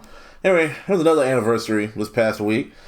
It was the anniversary of the Black Album. It's like the 15-year anniversary or some shit like that. Not 15. Nah, it was 16. 16? So we talked about it last year, so I was like, We did? Yeah. We talked about that. Every time we talked about that and Beg for Mercy. We did. They came out on the same day. Every time they break, they always talk on the timeline. They always talk about Hove's anniversary albums like it's fucking, like it's a fucking national holiday. It's like, dude, seriously. Even Kingdom Come, they try to talk about Blueprint 2, and I'm like, you really gonna talk about Blueprint 2? No. Even Hove didn't like Blueprint 2. Don't do it. Even Kingdom Come. They treat all of Hove's. They treat all of Hove's albums anniversary like it's a national holiday, like a historic monument. Like, I don't think he wants to talk about Kingdom Come. Just all on his sack, bro. It's kind of annoying. It's like they're like Drake fans. Before Drake fans, I was annoyed with Hove fans. I get it. That makes sense. Yeah, I was annoyed because they looked at him like he was. Well, he calls himself Hove after Jehovah. Right. You know, but Black Album. I mean, we talked about last. I forgot about that. We did talk about that shit last year. For the 15-year anniversary. Yeah, now it's 16. Lil Reese got shot. He's okay. Last week too. He's well, we thought he was until they said he's in critical condition still, and I'm like, oh, wait, still? Yeah, he got shot in the neck.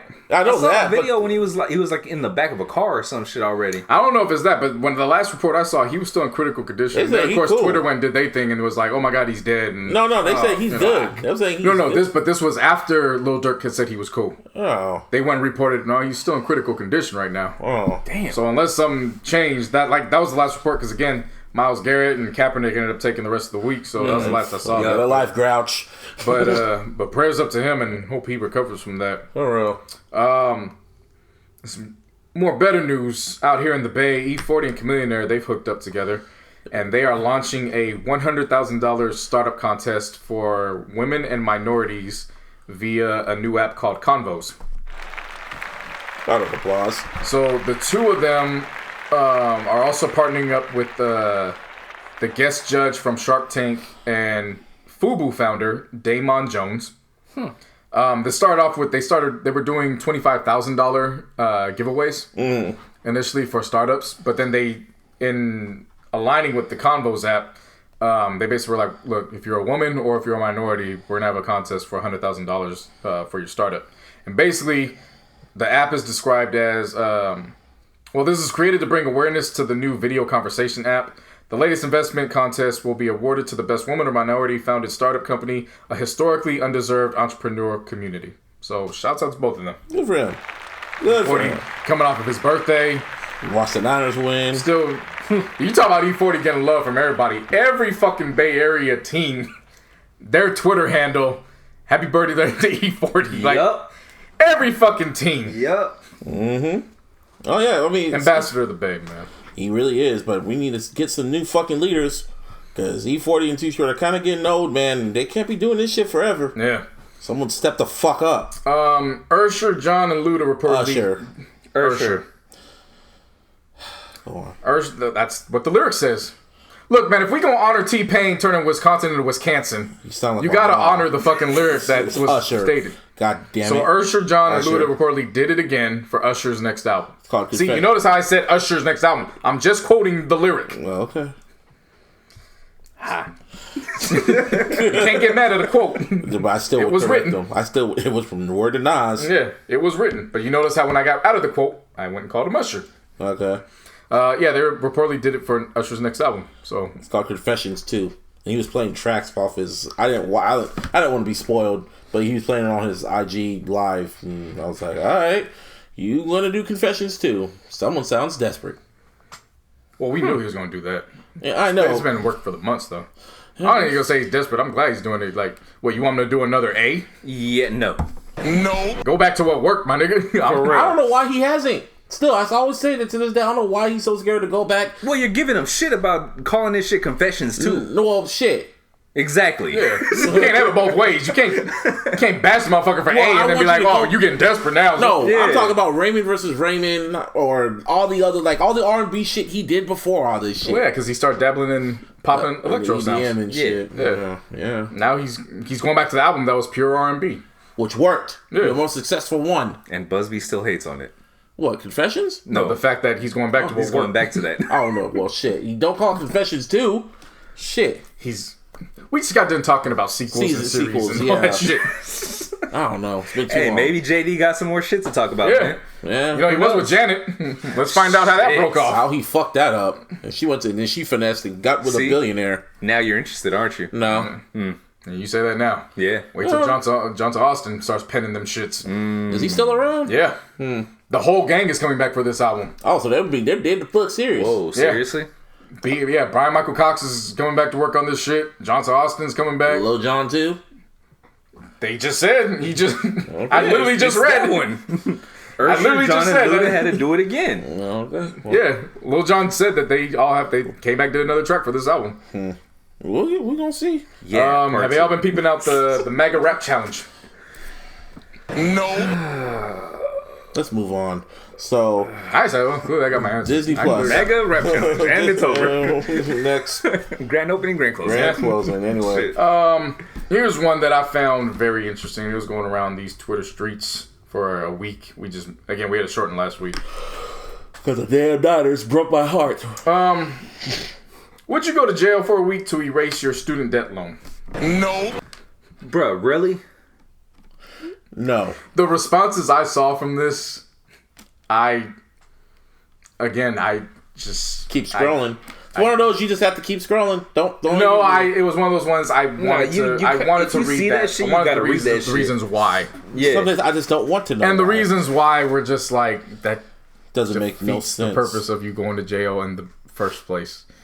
Catches over here like, oh yeah. Because then if you think about it, you ain't got to be a slave to your bills no more. Yeah, but you got to be a slave for a week. Motherfucker who knows who. Yeah. You're gonna be chilling with fucking Big Dick Buster. Motherfucker telling you when to shower, when to eat, when to shit, when to clean, when to do everything. Yeah, literally. Like this, you ain't going to Club Fed, my G. Like this is general pop.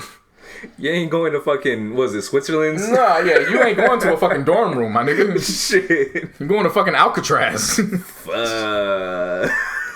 But just, just reading the responses again, just, you had that. People claiming, well, it's not like my soul is for sale. I'm just trying to get rid of, because, when you go back, you're going to be in a better situation. And I'm like, yeah, ask the people that have been in jail who have been there for like 48 hours.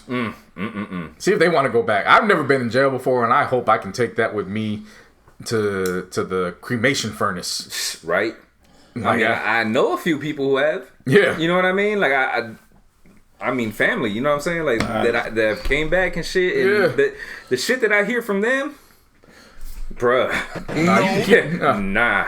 I'll default on my loan. I don't give a fuck. I'm not Shit. That's not you something ain't I'm never doing. getting your money back. Nah. Give up my freedom? Shit. Got me shit. Nah, I'm good. You want me to get my booty hole raped to get rid of some loans? No. See, that's the thing. They think it's just like they just gonna walk in and they just gonna spend a week in there. Like, yeah, it's just... Nah, man, you're not going in there with other motherfuckers that are defaulting on their loans and doing this shit. You're gonna miss Christmas, Thanksgiving. You're gonna miss the 4th of July. Niggas miss Disney Plus launch. Oh my God. You're gonna miss a whole lot of shit. The whole Mandalorian? Yeah. The whole Mandalorian series. Imagine going in there. Damn. That's the week your team is in the Super Bowl. The season. Ask me, Mill, how that feels. Oh yeah, it's only 1 week. I was thinking fucking the whole Mandalorian series. How the fuck? Yeah. No, you know what I mean. Ask me, Mill, how it feels to sit in there while his team is in the Super Bowl, winning the Super Bowl, running out to his. Yeah. Ask him what that feels like. Feels great. For him, it felt. He said it felt great for him. Watching his team win. No, of course it felt great being the love outside. You think he wants to sit in there getting that love, or you think he wanted to be leading them out with the fucking microphone? You know what I'm saying? Yep. No fault of his. Yeah. Being on that fucking celebration. Yeah. With them probably being in the parade and shit. Exactly. And you had Beyonce shouting you out and you still in jail. Man. Like, the fuck am I gonna do with that? Get me the fuck out of here. Alright. And I'm not going to jail for anybody, let alone some loans that I could just say, hey man, I ain't got it this month. I'll get it to you whenever. Yeah, I'll get it to you when I got it. Yeah. Shit. You know them student loans, they got 90-day periods. Yeah, they do. So if you miss one, you got 90 days to make that shit up before it goes on your credit. Or you just fucking I guess we just gonna have to wait until day 89. Wait and see, huh? Yeah. We both gonna be surprised on day 90 what happens. Shit. I mean, hey man, when Obama and Michelle paid off their student loans like literally a few days before they won the election. Or I think a few days before they walked in the White House, that's when they paid off their last part of their student loans. Shit. Yep. Like, fuck that. I'm good off that shit. Yeah, man. Disney Plus, man. I'm still just thinking about that shit. I can't wait to go home and look at it. Not even just to see it, like not even fucking press nothing. Just like wow, scrolling. And it's just like scrolling. You don't know what to pick. Yeah, it's just endless and endless. Honestly, I spent like a good hour and a half, like just looking through everything. You know, niggas were trying to downplay and then looking through everything again. Niggas were trying to downplay this shit, saying, "Oh, this launch sucks." Yeah, all right. You broke motherfuckers. All right. You can't get $6.99? Yeah, niggas. I'm not even talking about the joking tweets where they're like, "Oh, you pay $6.99, you could put $6.99 on some land." Like we knew those were the jokes. There were some legit ass people who were dead the fuck serious. Yeah, like no, I ain't paying that $6.99. Y'all some idiots. And I'm like, damn, it smell like broke in this motherfucker. Smell like broke. Smell like bitch in this bitch. Yeah.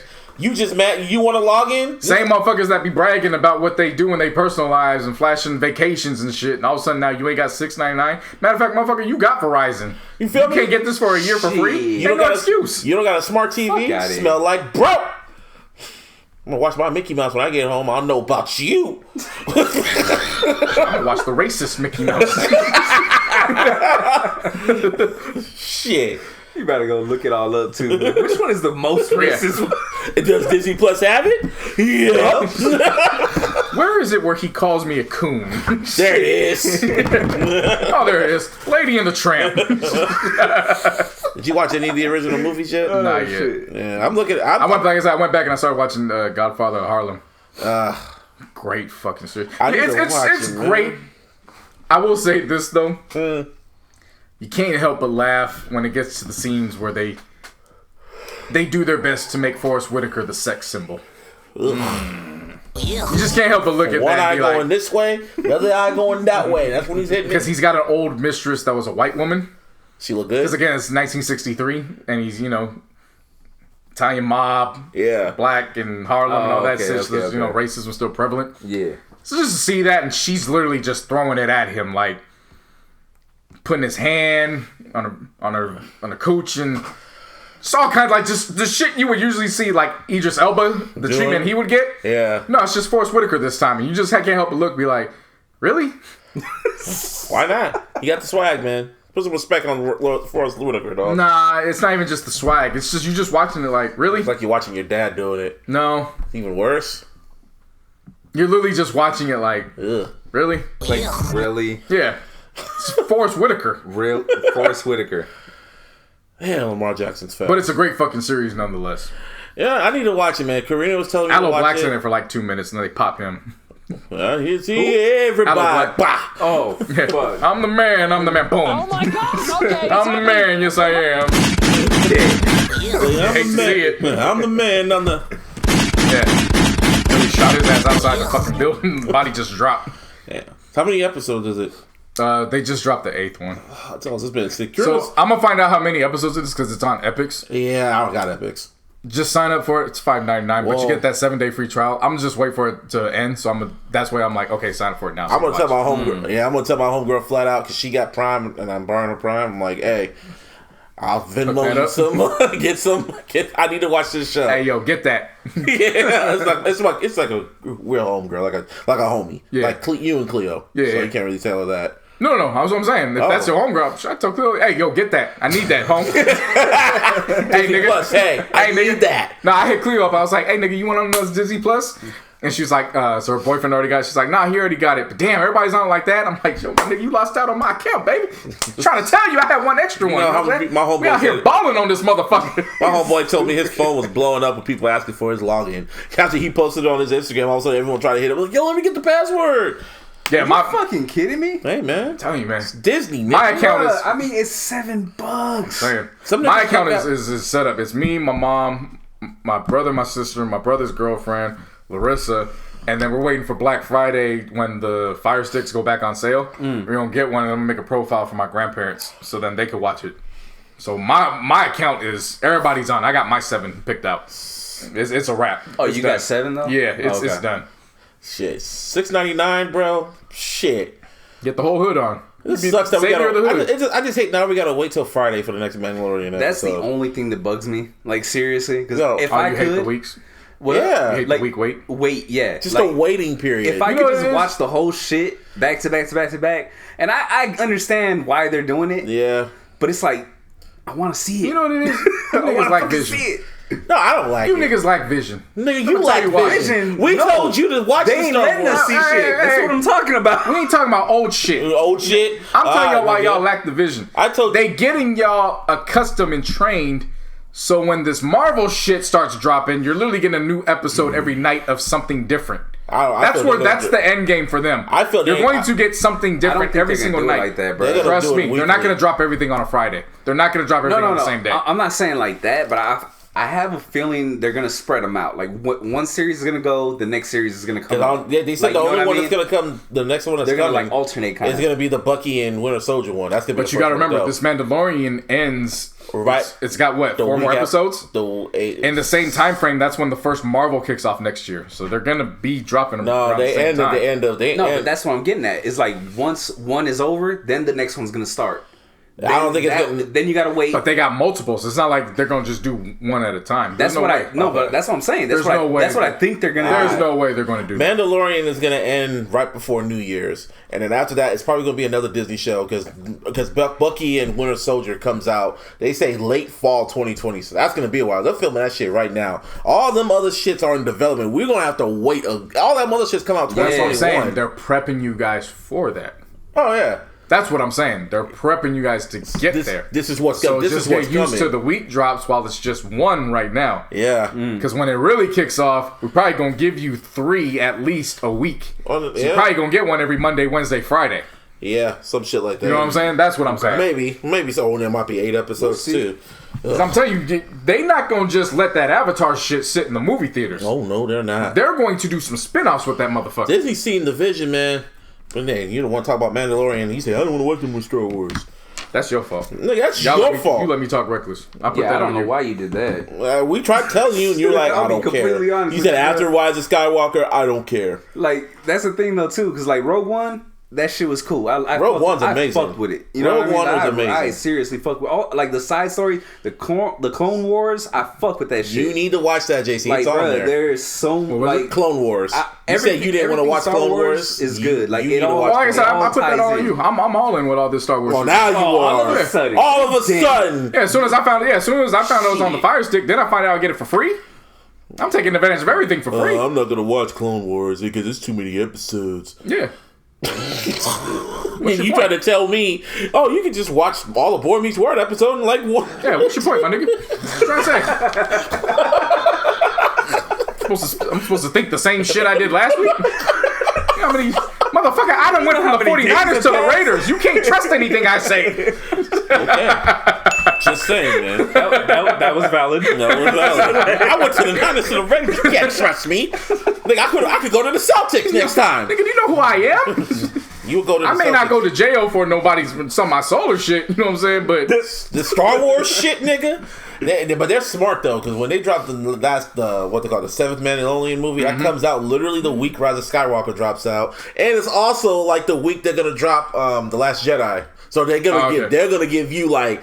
We'll catch you up on Last Jedi. Then you can watch and they're gonna drop that shit on a Wednesday. They're gonna make sure you get your ass to the theater, motherfucker.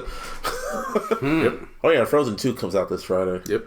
I didn't go to no movies this week. I was like, Disney launched the whole fucking 4-year plan. Yeah. Did you see the 4-year plan? I didn't see like the whole timeline or whatever. What's the 4-year plan? They were just listing all the movies that got going. Oh yeah, every branch that Disney owns. That's what I was talking about last. It's not just Disney movie; it's every fucking branch, and you're like, Jesus, man. Including Fox. Fox, yes. Yeah. He's a smart guy. Anyway, last piece of news. It's just been announced that Ja Rule has been legally cleared in the Fire Festival lawsuit. Good for him. Anyway, this is episode 160. It's not murder for him. I have spoken. Yep, and this is episode 159 of the iLLogical Sense podcast. You could always follow me on the Twitter at Mr. Busby 408. You can follow us on Twitter at TLogicalSP, and of course on the Instagram at iLLogical Sense, and of course on the Facebook. Give me a hell yeah! And on all social medias, JC No Hats. Sorry about the playlist not dropping last week. My computer shut down.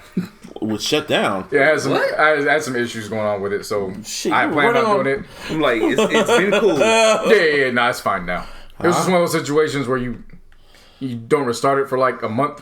Oh, that shit. And then everything just starts, acting all fidgety and shit. That's why I always leave mine on sleep. That's how that bitch was too. So I was put in a position where I'm like, I could spend an hour like I planned on it, but now put it to 3 hours, or I could get a head start on this work. And once again, I don't get paid for this, so I'm gonna go do this work real quick. Fuck it. And that's what happens. So hopefully nothing takes place this week. But knock on some wood if you think it's good luck. All that. Lakers are 11-2. I will still be talking my shit. As you should. Kobe embraced LeBron, AD, and Dwight. As you let it go. It was a moment of clarity. It was wonderful. For you. KCP has been acting in rare form. The nigga's actually contributing in positive ways. Until further notice. Danny Green is light-skinned with dark-skinned tendencies, the way he does putbacks these days. This is true. The defense is some of the best defense I've had to wait to see in 7 years. Oh my God, yes. Rondo is only tricking off half the time now. Yep. Kuz is a legitimate third scorer. Mm-hmm. And the Lakers are the Lakers are just overachieving 13 games in. And there's not much I can say at this point. This is all while Avery Bradley is out for 2 weeks with a hairline fracture. At this point, get healthy when you can, my G. Yeah. We got it from here. Yeah. All we're waiting on is for December 15th to take place, when we believe that we'll find a way to get Iggy. And somehow, some way. He's still walking around. Have you seen them pictures of him? He never went to Memphis. He's still wearing his Warriors shit too. He still showed up to work. Got fired. He was like, I ain't get traded. Fuck, nigga trying to use his key card at Chase and shit. Hey, why is my shit working? You don't play here no more. Yeah, I do. Hey, Steve. I still gotta wait. Okay, all right. Hey, Steve. Hey, can I get a hot dog real quick? I was the MVP like 2 years ago. The finals. Yeah. I beat LeBron. So you see the ring? Right. No? Okay. All right. I'll be back tomorrow though. Yep. See you at practice. That's basically what he's doing. Yeah. Well, I can't say enough about the Lakers, man. Honestly, not. So I won't try to. I will just end it with I have spoken. Martine. My turn. You can follow me on all my social media at Beats Be Killing Them. Search Venomous, spelled VNMS, on all your digital streaming platforms. Woo! That was weird. And stream my shit, play my shit, tell me what you think, let me know what's good. Fucking drop the new Venomous Vibes playlist today. King Kunta. Nah, King Kendrick. Kunta, Kendrick, same shit. Yeah, whatever. But this is only part one. See, I'm gonna start updating this motherfucker for the next 3 weeks probably. Making sure everything's nice and tight, because it sounds, I don't know if you guys heard it yet, because I barely posted it, so yeah. But I actually put a little work into it. It's not just like sequencing. So you have to pick the right songs and shit. Yeah. Okay, I put a little bit of work into sequencing. Well, actually, I've been doing that with the last few. Like since I changed to the new fucking the cover that I've been doing. Yeah. Like I kind of been like trying to get the mood right throughout. You know what I mean? Yeah. Makes sense. There you go. Yes, sir. Want to put the listeners on notice. We are in Illy season. Nominations next week. Oh, for real? All the teams out. It's that time. There's really nothing left of this year. Man, yeah, so it's crazy. Say that now until someone just flown by, bro. Seriously. Oh no, I'm not talking about the list. I'm talking about our MVPs, our feature. Like that's just done. Like I'm not looking for anybody else. It's a wrap. You had your chance. Yep. That's close. We're putting that out pretty soon. Thought the list pissed y'all off. Yeah. We still got a few more. We still got to give you the first, all the teams, the MVPs and those awards. And of course the albums of the decade. Then we got to give you the albums of the year. Then we got to give you albums of the decade. Yep. Get ready. Yeah. If you hated us once. Hate us more. You're going to hate us some more. Yes, sir. Like Dream said, love me all summer, hate us all winter. Yeah, well, we smart guys. We have spoken. We out this bitch. Peace.